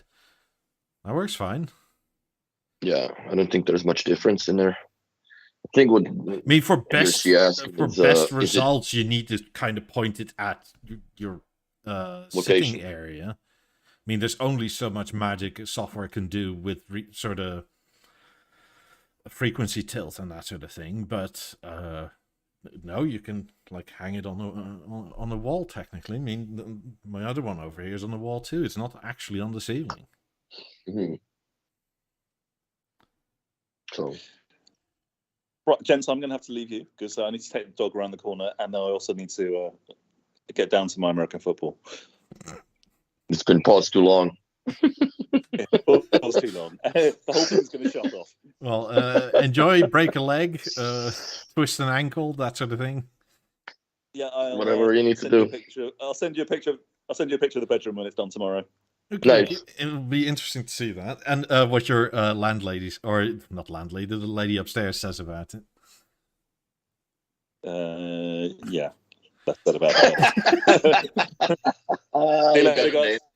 Take care, Sandy. Have a good week. Bye. See, everybody's got that neighbor with thin ears. But no, there's not enough subflooring underneath. The lady has lived there so long that the current floor is no longer in spec, and it's basically just the subfloor that's in between them. So yeah. So the 50s rumble pretty good, I suspect. No, this is in the bedroom, and then you have the upfiring theater that's gonna like. She's like, why is it raining? And it's like the speaker from the story below. But ask Prestige creators if they're creating a walnut lamellas for the theater. I don't know if they are or not, but the walnut is essentially a bespoke program with B&O now. I think that's they're a little more expensive, but I mean a little. So what was the lead time roughly? Like 2-3 weeks when you ordered it? Yeah, I think so. That's actually not too bad. I'm certain that they have a few of them already produced. They're just waiting for orders to pile up. Because here I have myself. There's 3 people that, including me, there's 3 walnut covers that are being that are needed here. Mm-hmm. And yeah, I agree with you, Max. It's a shame the walnut looks the best. It's the nicest wood, I think, that they can work with as far as the grain and the texture of it. How interesting that wood is. The walnut, I think, it shouldn't be bespoke. It should be part of the portfolio. I think is normal one. I would get rid of the dark oak. That's the one I would really get rid of. It's too black. It's almost like ebony. The stain makes it look like it's like it just. I don't like the texture of it. I don't like the look. That's just my personal opinion. Sandeep showed pictures on Discord, and I kind of do like it personally. I'm not sure it's in real life though. Yeah, I'm not sure it's a good standard option. I agree with you there because it is quite dark, but I personally like it. Like it makes sense with the anthracite, but like I've done a 77-inch theater on the wall bracket with the dark oak, and the lady was kind of regretting it at the time. She's like, shoot, like I thought it was going to be, because the pictures make it look like it's much brighter than what it is, but it's really dark. It's really dark. It's almost black. It's almost black in real life. Mm-hmm. What was I going to say? I kind of think the bespoke is the standard option, or in the standard options now, right? Like in the same way you go to a BMW dealer and you order a BMW and you get to pick the color. You have the standard colors and you have the individual colors. Mm-hmm. And they come at a premium, but they are a standard offer. It's just a way to distinguish between like basic versus like spruce it up a bit more. Mm-hmm. The one thing that I would comment on as far as living with the theater and in a BeoLiving environment per se, or BeoLink interface, I wish for 2 things. If, let's say, I join the Emerge in my bathroom to the theater and I shut the theater off, the Emerge should keep on playing. And I missed the podcast that it was an internal podcast that we had because that was the day that we went out to Tremblant and fixed the 90s, or at least attempted. And that was a discussion about the BeoLiving, or not the BeoLiving, the BeoLink interface and so on. I would rather have the functionality swap per se, where if I go to Emerge and the theater is playing, I have to hold the play button for, I think, about 3 seconds, which is not the end of the world as far as, but it's freaking annoying when it comes to the product and the first world problems, where I'm used to holding something down to go everything standby versus... You can switch that in settings. Where? I think it's in the emerge and or the products, because they changed the touch to join commands, and you can go back to classic touch to join, or whatever they call it.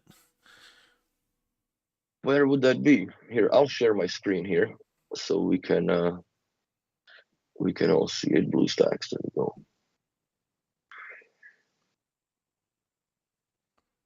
Let's.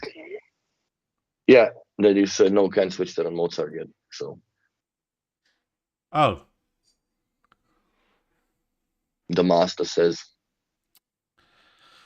Thank you, Master Christian. So yeah, that's one thing that I wish for that I could do between those two. Product note: please add that to the Mozart thing, because the classic touch to join is so much more intuitive than the new way of doing things. Yeah, let me just stop sharing now. No point. I would rather have that, or at least like revert it, where if I press, there's also no standby button unless you sacrifice one of the My buttons for a standby button on the theater. You could also just, press pause and in 3 minutes it's dead, which is annoying as well. But I would rather have that if I press play and hold it for 3 seconds, it goes to all standby command and shuts off everything. And a short tap joins whatever. Well, there's only one source that could join, which is only emerge or vice versa, right? Yeah. So that's my only pet peeve with what I would like to get changed, or I guess put as a request for change. And I also would like to have the white light blink as soon as you start doing the volume up and down. So if at least you have some sort of because you can't really see the top interface from an angle, especially like if I'm in the kitchen here, I can't really see how many dots far up am I, right? You can't see that either. But I would like to know that it's doing something, like the issue with the reconnection or connection drop off of the BeoRemote 1. So when you press it and you know that it's just ting, ting, ting, it's blinking. So you know that there's something like I am taking the commands, basically, is what I'm looking for. But yeah. Go ask off topic. More news about the portal. Yeah, the portals are EOL, and in their that talk they had about company numbers, the quarterly or half year, whatever, they basically said they don't like gaming that much anymore. So it seems like they're leaving that space, or they're heavily implying it. It's a shame. Yeah, because the portals are amazing, really. I love these things. Mm-hmm. I just like obviously the surround part of it is awesome, but it's the total package for me, really. Mm-hmm. It's good. It's not the best sound, but it's very good sound. It's very comfortable. You can connect it to 2 things at once. Yeah, what's not to like? One thing that I have tried is Bluetooth surround from the LG. I don't know if you ever dabbled in that, but have you tried to connect your portals into the panel? No, not yet. I did that with the Harmony and we're fine. Yeah, this one does. Like before we started the podcast, I turned on the TV and turn on the portals and they automatically popped on the TV, because that's the only way I can afford to watch a movie late night without anybody flipping out. You can't get Atmos to portal from the theater. It's just Bluetooth connection. Yeah. There's just to answer that. I tried plugging in the dongle as well from the portals into the TV. Nah, not a piñata. Well, I mean, the TV also doesn't recognize it as an external sound card. Mm-hmm. I mean, how could it, really? Yeah. But, it's not the end of the world, really. No, this is, the gold one you did. Yeah, just the only irritant is the silver edge of the G2 panel. but the TV looks. And Oh yeah, and that. that one white cable in the back. Just see that's unacceptable. I screwed up the whole install. Is garbage because of this, man. I still have to do it on my TV because I also have a white power cord going up, and I see that. But you know what, people and clients appreciate that a level of nonsensical OCD, because at the end of the day, they also look at it as like, wow, this looks very clean. I'm like, well, yes, because it should look clean. It's B&O, man. Like, this is not some freaking Best Buy Geek Squad job that, throw some power cords and shit behind the TV and nobody sees that unless you go to the side. Like, plus the bloody TV moves out of the wall. Doesn't even matter if you don't see it. Like, people cable manage their PCs even if they don't look inside. But yeah, it was a nice install. I didn't want to take pictures of their, the entire room or whatever. I should have probably just, once we packed everything up, I should have taken a picture with the TV and the decor a little bit, so it gives you the idea that the gold really actually makes sense in that room. I dislike the gold color, but that's just my preference and opinion. Again, I like the silver, but in that house, that gold looked really good.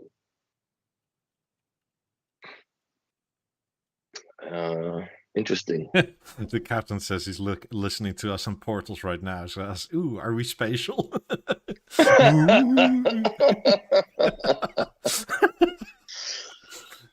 Right. Maybe one day we should do a podcast where I'm on the left and you're on the right channel only. God, that is going to be so awkward. That is such a weird listening experience.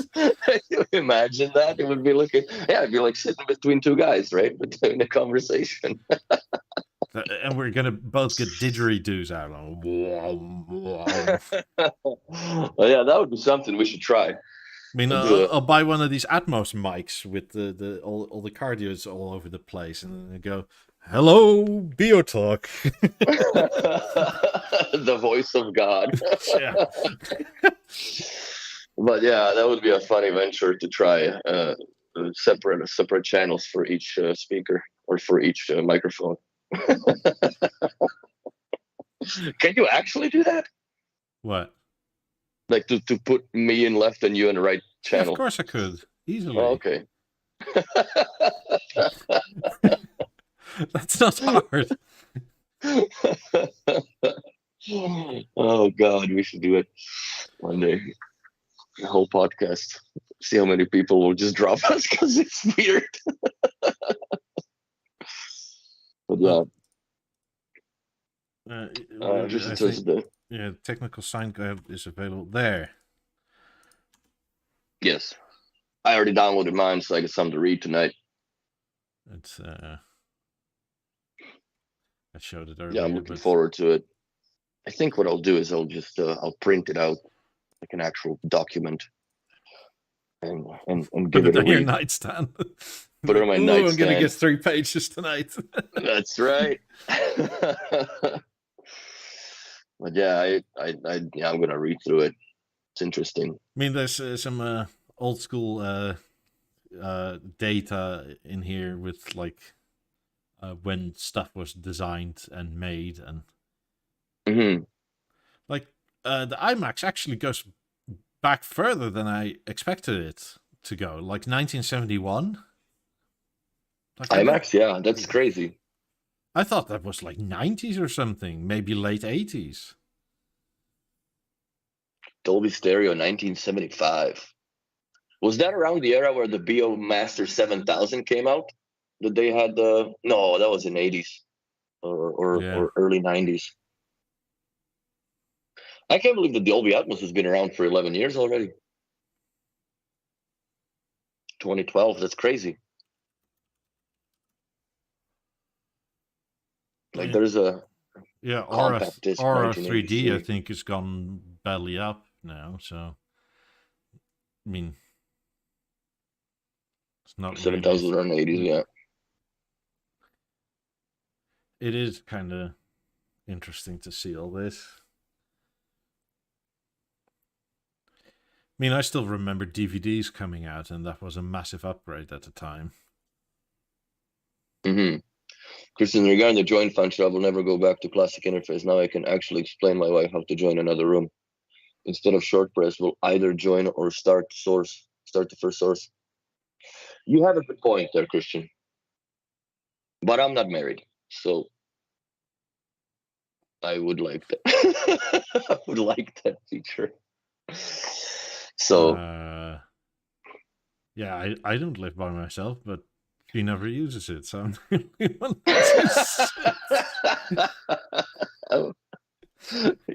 you're not gaining much ground here, Christian. 2v1, you lose. Huh. That's right. I wonder, you haven't tried the Essence remote to pair it to the theater? No, it's paired to my Beosound 2. Oh, you're killing me, bro. Because I was gonna bring out the Essence remote from the storage locker, but then I realized it's behind the wall that is built out of a mattress. So the boxes are. I've reorganized the stuff last 2 weeks ago when I was there. So I just like, I'll piss on it. I'm not digging for Essence remote. Well, Fighting Mongoose, as I tried the Essence, it works fine on theater. Perfect. Thank you very much for the answer. I mean, I wouldn't have expected anything less. So,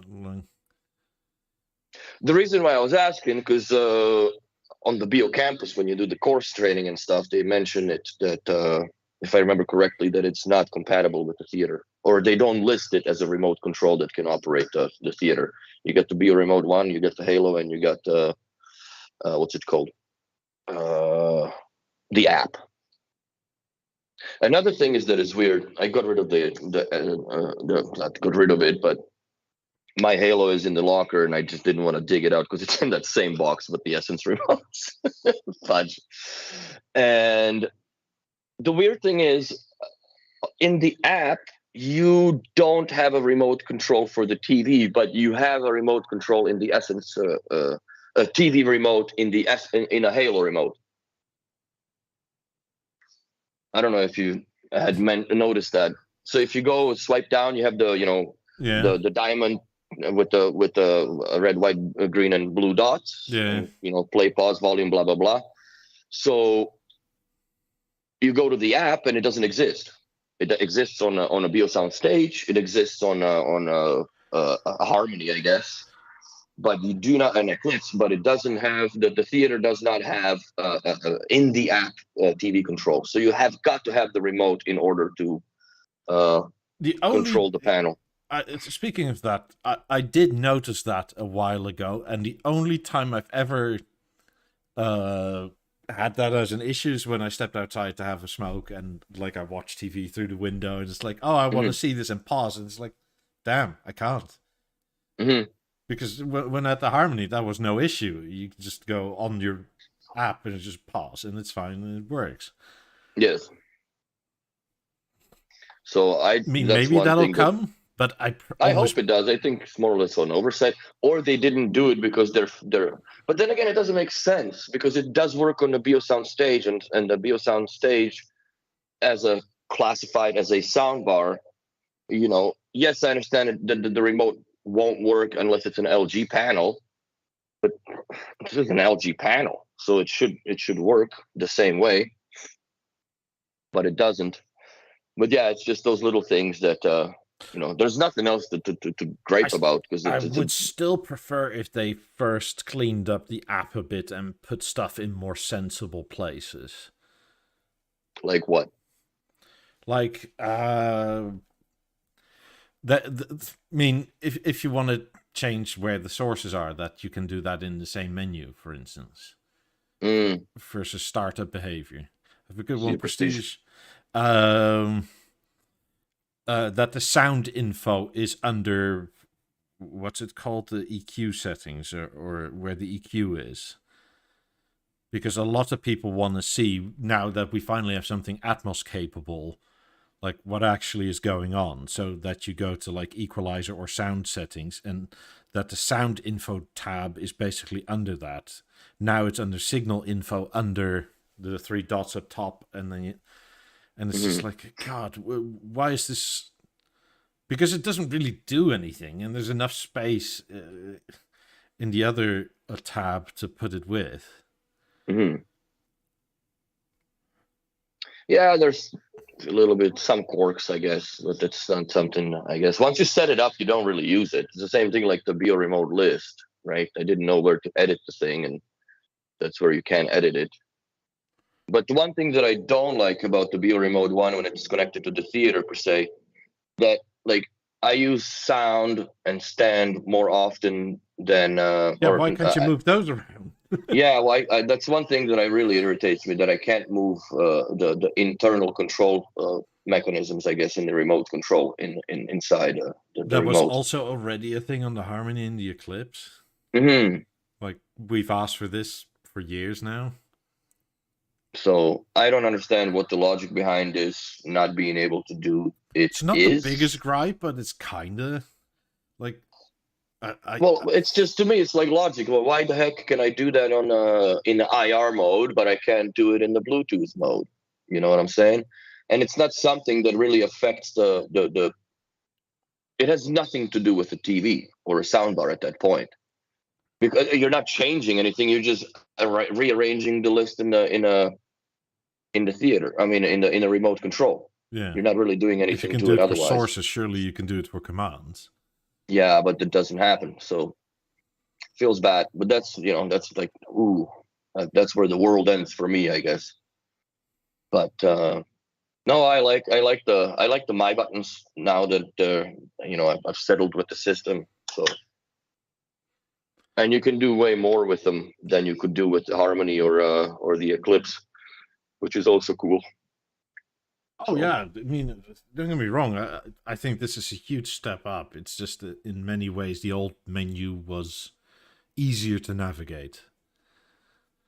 And now it's especially with the adjustments in sound and position, it's a bit all over the place. Like, coming back to what we started earlier with the left front and right front playing, right? Since we now are in the microphone era where you can only do stuff with the microphone, there's no way to actually make them whoop without the microphone and have them level match outside of using the microphone. And I haven't tried yet, but there's a good chance that I will either delete those channels again or treat them as individual channels on the center channel, and then it's way too loud. Yeah. Yeah, I haven't tinkered with that yet as much. But then again, like, to me, speaking of where some of the things are nonsensically placed in the app, I've gotten more or less used to it now, because I'm in with it basically almost on day-to-day basis, setting things up, right? Because I've done, I think we're up to number 14 for theaters, 13, and the 14th is being set up this week. So I've done all of them except the one in the store, because it's a long story, that nonsense. But yeah, for me, it's just, I can put this thing together within 10 minutes. It's not a big deal anymore. And the setup is always the longest. And the worst part that B&O has no control over is the bloody passwords from people, man, dude. Fucking hell. You go and what's your, this and that, oh God. Setting up theater, half hour. Software update with tuning and stuff, another half an hour, right? And then getting the client to log into all the shit, half a day. Because it's just, people they never prepare either. Even if you ask them to. I only had one out of all the people that we did that the guy had app installed, a proper B&O nut too.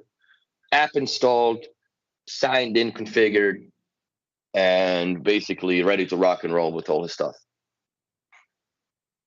And then we just piped into, I think it was a theater in the 18s that we did, and just boom, boom, done. I mean, I've done two, my own and the one at my dealer.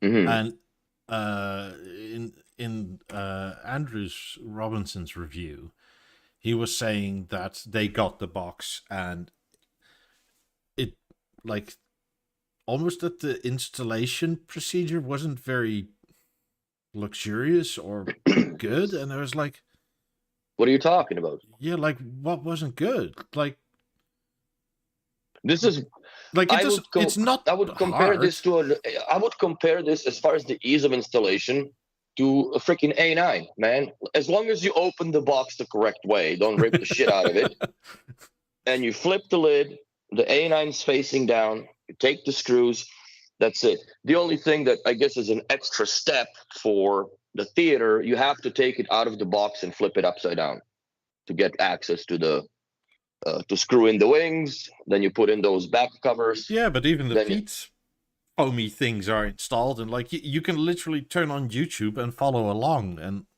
yeah, it's this is probably one of the simplest, most brainless setups that they had so far come up with. Yeah, I mean it's granted the it takes what, 6 screws or tiny little screws that you have to put in. It's 12 screws per side, because you have 3 screws for the wings, and then you have 3 screws for those rounded back panels, right? So copy and paste on the other side. That's 6 screws. Then if you're doing it on a wall bracket, then there's another 4 screws, because you got to put the extender pegs on the back of the mounting interface. Mm-hmm. And then you just while you rifle holes in the wall and getting the toggler bolts and everything set up, I usually by then have the theater powered up. If the client is home and have the app, I already have the app installed, and this thing is running a software update while we pull the cables. So by the time we're finished with that, the theater just goes bing bong. I'm ready to rock and roll. Unplug it, put it on the wall, and set it up with the TV. The only I think there was an issue in the production with the cables, and I've had one that the Ethernet cable was dead. And another one that was more of an irony and an anecdote in itself. We had a guy that bought a theater and he wanted to put it together himself. That was the only theater that we've ever received with a European power cord, man. Nobody's checked. And he comes in and like, feels bad. I can't plug it in. Fudge. So there's hey Andrew, how you doing? Evening, Andrew. So yeah. Came in 4. You needed more than 12 screws. You needed 16 screws, bro. Yeah, and I guess the floor stand, but that's also... Oh, the floor stand, that's a different story. If you're doing... Well, table sorry, stand not a floor stand, table stand. I meant table stand. Like, I'm not trying to, like... I'm just wondering, because the first time I did it, I had no manual whatsoever because it wasn't available yet. And and the QR codes didn't work in a manual as well. So, and I thought it was okay. Like, I mean, is it probably better to have a dealer do it if you're buying it off a dealer? Yeah, but maybe it's I don't know. Maybe it's being accustomed to B&O. I don't know. I'm very accustomed to B&O as far as not having any manuals. I mean, I'll grant you that they're quirky, absolutely, and maybe I'm used to the quirk now. I would find, out of the box, I would find Harmony to be very difficult to install for somebody that doesn't work with the stuff. That's definitely a hard one to do. But other than that, yeah, it's just this one is probably one of the sleekest install experiences that I've had in a long time with B&O. And even like if you want to start getting intricate, I guess the most intricate setup that you can do is putting this on the motorized wall bracket. So that's when it gets a little bit more involved with, Oh, Andrew, if you're here and listening, I'm wondering, did you ever get the chance to use some rear speakers with it? If I'm remembering right, you have some Beolab 4000s as on floor stands, don't you? They also work. Like everything works until the mid-80s that is active. Mm-hmm. So if you still have it, give it a try. It might be a lot of work to like get it out the box again if it's already done. But like the theater really, really changes if you have some additional speakers with it, and especially if you use them as rear speakers. And I kind of hoped secretly that Bang & Olufsen would have sent you some Beolab 28s to make the magic triangle with it. Because it is kind of a magic triangle. Also because you love 28s and it's nice to have them for a bit longer. But I would dispute the comment a little bit as far as for the money that assembly shouldn't be necessary. If you do it that way, then essentially B&O creates themselves a ton of unnecessary SKU numbers, because then you would have to have a theater 65, 55, and 77 in different boxes because of the wings are different. Also, if you're just doing a table stand, whatever, that's very simple. If you're doing it on a wall bracket, then yes, there is, at that point, I think it's not really something that you take on as an end user. It's something that I think should be done by B&O installers at that point. But yeah, I could see it going both ways, honestly. The only thing that I guess, if there was, the only thing that I would say, I guess a Beosound Theatre 55 should be coming out of the box as is, so you don't have to put the wings in it. But then it's just it really, I think that really simplifies the production, I guess, and packaging and manufacturing of the product, where they don't have to, screw all these things together and you just slot them in the box based on the side. Came in two boxes, the front cover and the big box that's built like some Lego kit, because you're literally like, if you take it apart wrong, you can't put it back together.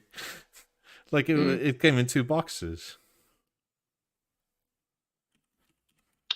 You don't have the adapter. No, the Dinta RJ45. No, as Luke said, if you want, I'll send you cables, Andrew. That's no big deal.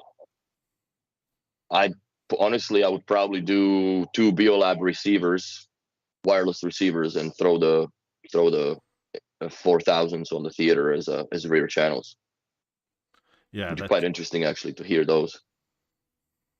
But speak to Steve for cables. Normally, I would say yes, but the Royal Mail got hacked, and what? The hackers encrypted the software the Royal Mail uses for tracking of packages.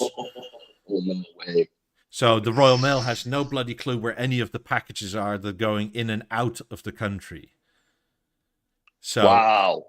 And this has been going on for 3 weeks now, and they say it could be anywhere from a month to maybe 6 months. Who knows? Whatever. Good luck. That sort of deal, right? DHL, I guess. Yeah, but I spoke to Steve about this. This is why Steve's website is geofence right now. Per package with DHL, you do like a take-in thing, and per package it's about 20 minutes to get it all approved and printed and done and whatever. So it's and time, and if he sends let's say a 50 quid cable, the shipping with DHL is about the equivalent, about the same. Versus the Royal Mail was like 10 to 15. So it's like, is this £50 cable now 100? X the time that it takes to send? It's like, whoa. Yeah, that's crazy. But I don't know. Back to the install, I think, I don't know. I've been around B&O for so long that usually when people buy B&O, they get it installed and set up. Like, we even go and install stages for people because they're not too lazy, but they just don't. They want to make it look nice and clean. So, to make it look nice and clean, you have to have a certain assortment of tools in order to make, proper holes in the walls and do whatever and go from there. Thanks, Stefan. Thank you, Stefan. I'll see you later tonight. I'm picking up my cigars, bro, for sure. So yeah, we're overtiming it anyhow. But I don't know. I think that if you buy a B&O product, I think you should have it installed by a professional, and then you risk no damage, or you have no risk whatsoever. And sometimes, you even if you get a stage and then there's some sort of a handshake issue or doesn't want to get on the network and whatever, people will get frustrated. And then, yes, it does taint the experience and tarnish the experience quite a bit. But I don't know if you get a problem for the US, though, or Canada for that matter. Like, you guys are so far apart between dealerships. Like, and that is true. I think Andrew and Chrissy are in Texas right now. Like, what's the closest dealer? Like Florida? Pretty much. Ooh. feels bad. There's not many. Texas, I think Arizona wouldn't be closer. Yeah, maybe, but that's still not that close. No. Yeah, for your understanding of distance as far as Europe is concerned, there is no. Yeah, but I mean, you fly that. Like if you buy a Beosound Theatre, do you fly a guy out to install it? Yeah, well, like where he is, that's definitely, there's zero dealers. So yeah, it feels bad. And I do agree with you a little bit on that it does take the mystique out of it when you have to put it together. But then again, I'm more of a technical type of a person, and I like, to put things together, first of all. And second of all, ever since I got the access to ROS, I don't sit on anything else but exploded views, because I want to see what the heck, like, how do Lab 28s come together? Where is there a proximity sensor built in? How does the mechanism come together, and so on? Like, I want to know that, but some people just don't care for any of it. But to me, it's just, if I want to be good in what I do, I personally have to know the product inside out. That's just how I feel about it. This is maybe an interesting thought, as in the place, because B&O knows where there aren't any dealers, right? Is there a way to repackage this fully assembled? I mean, maybe not with a floor stand, but with like the wings and everything attached, and maybe the table stand, or like ready to wall mount. Like, could they make a different box for areas where there aren't any dealers? You'd have to make a different box because the wings wouldn't fit. I think the 55-inch wings would be okay with it. I never really put the theater in the box back with the wings, but I know for a fact the 65-inch wings will not fit in that. They're already outside of the styrofoam box. But the 55, you could definitely package up. And yeah, you could probably put the theater table stand or a wall bracket on it. But then the wall bracket is kind of useless to put on, because there is really nothing that somewhat secures but it. At least if the wings are on it, that, because it's kind of a faff. I do get it to a point with the little screws. I mean, maybe it's because I'm used to other B&O things where that wasn't, I don't know, where I'm used to it, but I did nearly lose a screw when the last one that like fell off the magnetized tip. And it's like, no. And then it's like, no, I'm scratching the aluminium. It's like, I fortunately didn't, but. Yeah, 55 does fit in the box with the wings. But for me, like, I always wear gloves. All my screwdrivers are purposely magnetized, so I don't risk dropping stuff. I put, I like that they have now started considering that since the Avant came out, that they include a cover that is part of the packaging to cover the top platter. So if you do accidentally drop a screw, it's not big damage as well. Also, big thanks to Isaac.jpeg. Great username. Awesome name, bro. I love it. Isaac.jpeg. In fairness, a single multi-point or multi-speaker setup of similar spec would require far more involved installation or programming. Yeah. And what I agree with that, but it's a different price range, right? Like when you buy a clip set or something like that, it's a bit.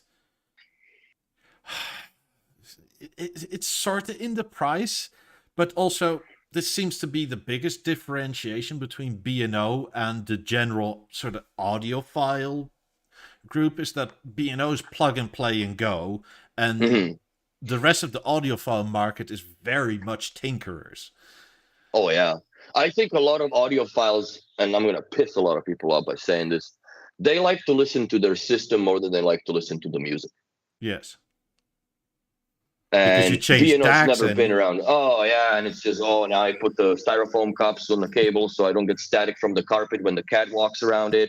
And it gave me a break, man. Like I don't know. It's different. B&O's different in that way. Like, it's just you yes, it's not really necessarily like you just pull it out of the box for the more involved systems, but it's essentially like, and now, especially with the calibration software that has been developed, since the 90s and such, or 90s, BLF 90s, it made installation, I think, much simpler from my perspective as an installer, and also I still double check the theater when it does the microphones and whatnot. You still have to go and play with it a little bit. Sometimes it sounds a little harsher than it's supposed to. But yeah, it's I don't know. Like I've done systems, the third party stuff, but they quickly realized that I despise working on this stuff. So I don't really get sent out to do these things. I'm specifically more or less putting together B&O in the shop.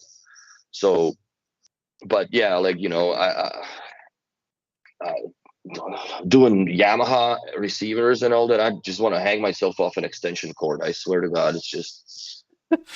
Take a flight. You're welcome anytime to listen to some Beolab 50s. But it's... I can't ship them yet to you. Eventually I'll move to Florida, and then you're also welcome there. Now, once I get to Florida, you're more than welcome to come in my apartment as well, or I guess it's going to be a house. It's going to have to be a house. He's the show-off. He has 90s. I don't. Well, I'm not showing off nothing. I got only theater here. My 90s are sadly storage, weeping and missing me in the storage.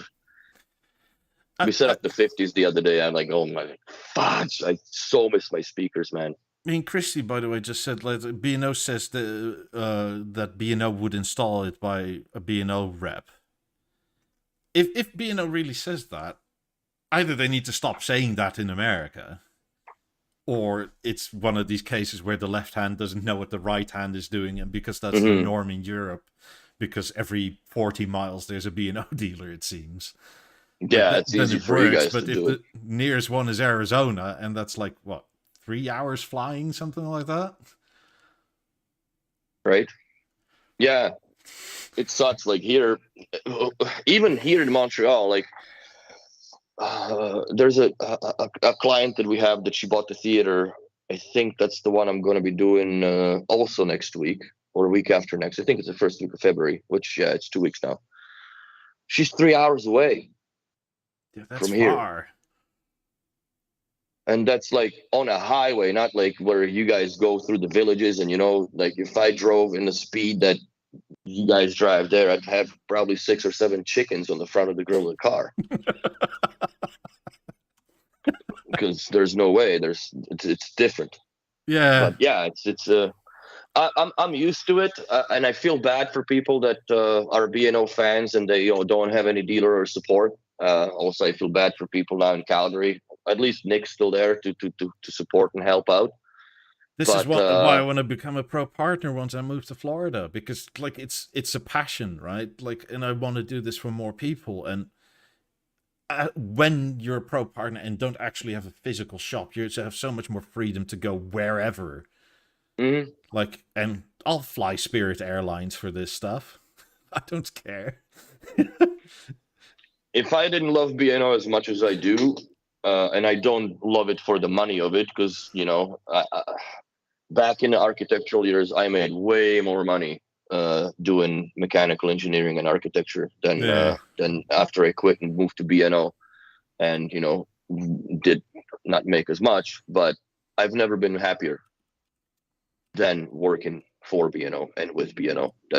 It's kind of like a drug, and I'm not sure it's a good or a bad thing or indifferent.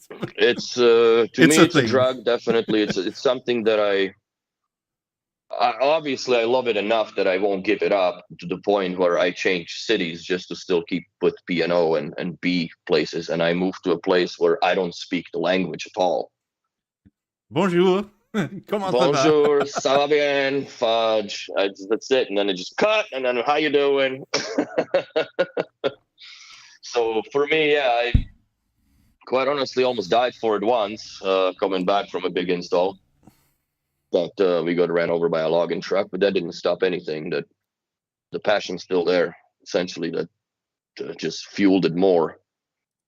And yeah, I you know, sometimes I bitch, sometimes I'm negative about it, but it's all within good intended reason. You know, sometimes just like your kids do need tough love, man. So, but yeah, when it comes to B&O, it's just it's something that'll never leave my heart. And yeah, I'll be with it till death do me part. I love it. It's the same. Like it's 18s, 18s are literally ride or die. Like, I'll keep those until they can't be fixed anymore, and then I'll probably still keep them. Yeah, and it's you're right, Andrew. No brand makes products that I want to hang out with more, and I feel the same way. And it's also, there is no other brand of electronics, and I would even be curious to say in any other industry that has such a vast history of being backwards compatible and quirky, you know what I mean? and design forward, and yeah, it's just, fuck, like you can buy 4000s that came out in 1996, for God's sakes. Yeah. And they're still considered within the new product as far as their acoustical performances. Pentas are which is insane. Like late 80s speakers work with the theater, and they have speaker presets for them. Which is insane. Like, the Penta sounds so bad now. Like, if you listen to those speakers, it's just like, oh my God. But the people that love them even more than we generally love B&O. Insane, the love for Pentas that people have. I do not understand it, but nor do I, but I appreciate it. Yeah. I appreciate it and I support it, but I'm just like, dude, like, you can get better speakers than that. Like, no, man, I like my Pentas, and like, the warm and rich, and it has more bass than ones is what you immediately get. It's like, okay, the mid ranges are all eaten, rotten out, and they just don't care. Like, I just want my Pentas to work, and like, well, you know what? Good on ya. But then again, like, example, my mom's house. She's got my old Beovision 9. That TV's been in the family for much longer than my ex-wife, and that's a weird measurement. Measurement of time, but yeah, it just still serves its purpose, and unlike other things, I guess. But yeah, like, she's good. I left her a pair of 8000s in the room, and it just looks cool, man. And she loves it. 8000s also work with the theater. That's right. Like, Beolab 5s work. God, what doesn't? Well, anything really old passive, but even that you can sort of fix with an active kit, right? Or a passive kit. See you, Andrew. But yeah, I don't know, man. It's a great brand to be part of. No, the balance indeed is not yet supported on the theater. They're working on the software. They say 2023. I suspect Stefan. Thank you, Stefan. I suspect that it's a bit of a fib in that they mean December 31st, 2023. At 23:59. Yeah, something like that, because that's technically all right. But I would say don't buy products on the premise that's going to work, yeah. On future promises like that. I would love them to do it. Please do it sooner rather than later. But I'll put an asterisk on it. If you release it, make sure it's rock solid. Don't, because then I get the headache as an installer to try to figure this out, and I get the phone calls like, wow, this dropped out and this dropped out, and so on and so forth. But I think the biggest play with fire when it comes to having a Mozart platform speakers to be expanded as a surround processing speakers or surround speakers is the danger of the network. Yeah. How good is your network? Because where I'm at currently, guys have a hard time understanding how important network is, and how important it is to have good equipment. And their defense line is like, well, we're not the IT guys. And we're like, well, fudge, you should at least one of you be an IT guy, in a sense that you can set up static IPs for your lighting systems and so on and so forth. But you can't run everything off of the default internet provider that you get, that little, like, here it's a Helix or Bell or whatever nonsense you have, and manage the entire house off of it. It's like feeding your entire 4,000 square foot home off a garden hose with water, and then you wonder why, like, I don't have any pressure anywhere. Well, because it's a garden hose, bro.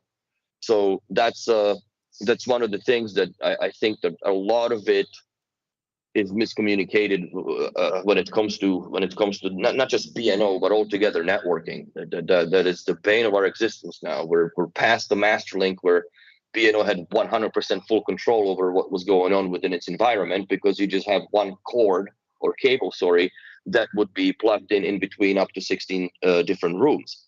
So it's next Alicia Keys. God, yes. Fun.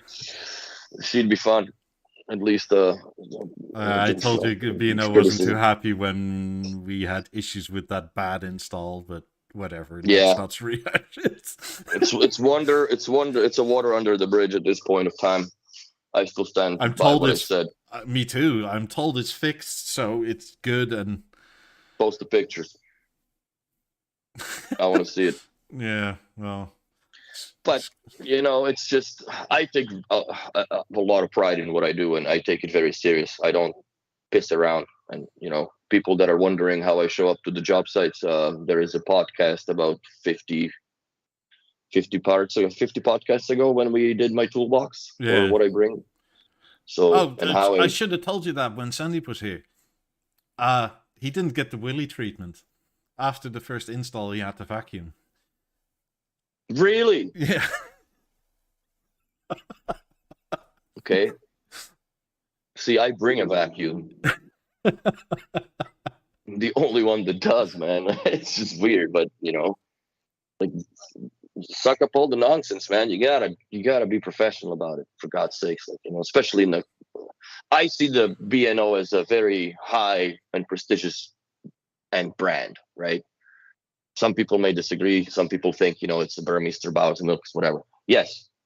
But if you're putting a Burmeister up or whatever, you're not really drilling holes in the walls. You're not trimming cables. You're not pulling, custom length cables. If you do, then it's not as big of an involving mess as, let's say, hanging a Beosound Theatre on the wall, where you gotta cut some drywall in here and there and pull the cables and so on and so forth.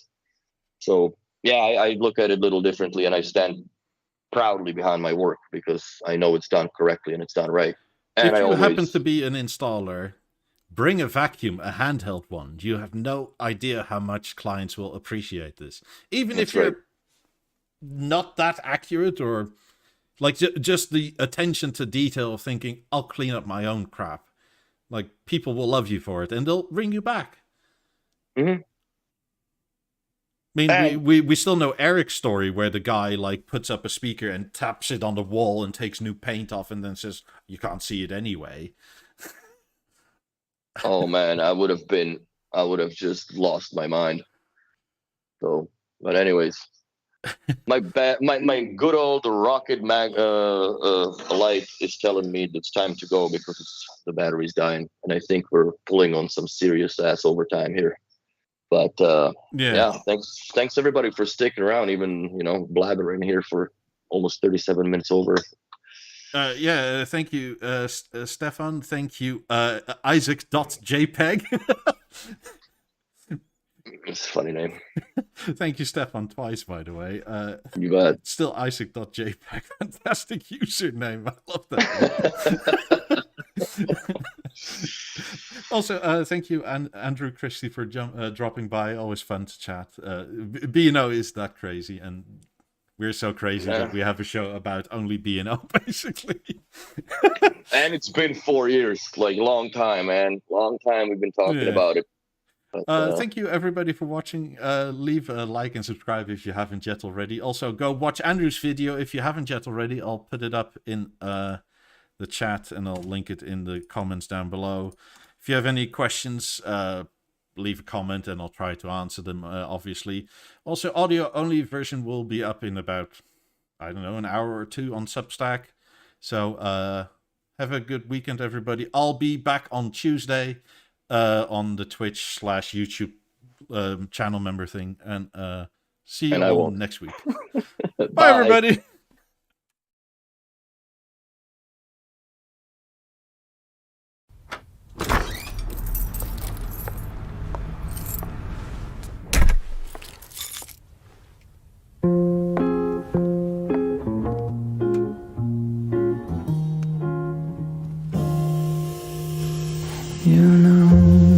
Round this long night will fade away, and we go back to how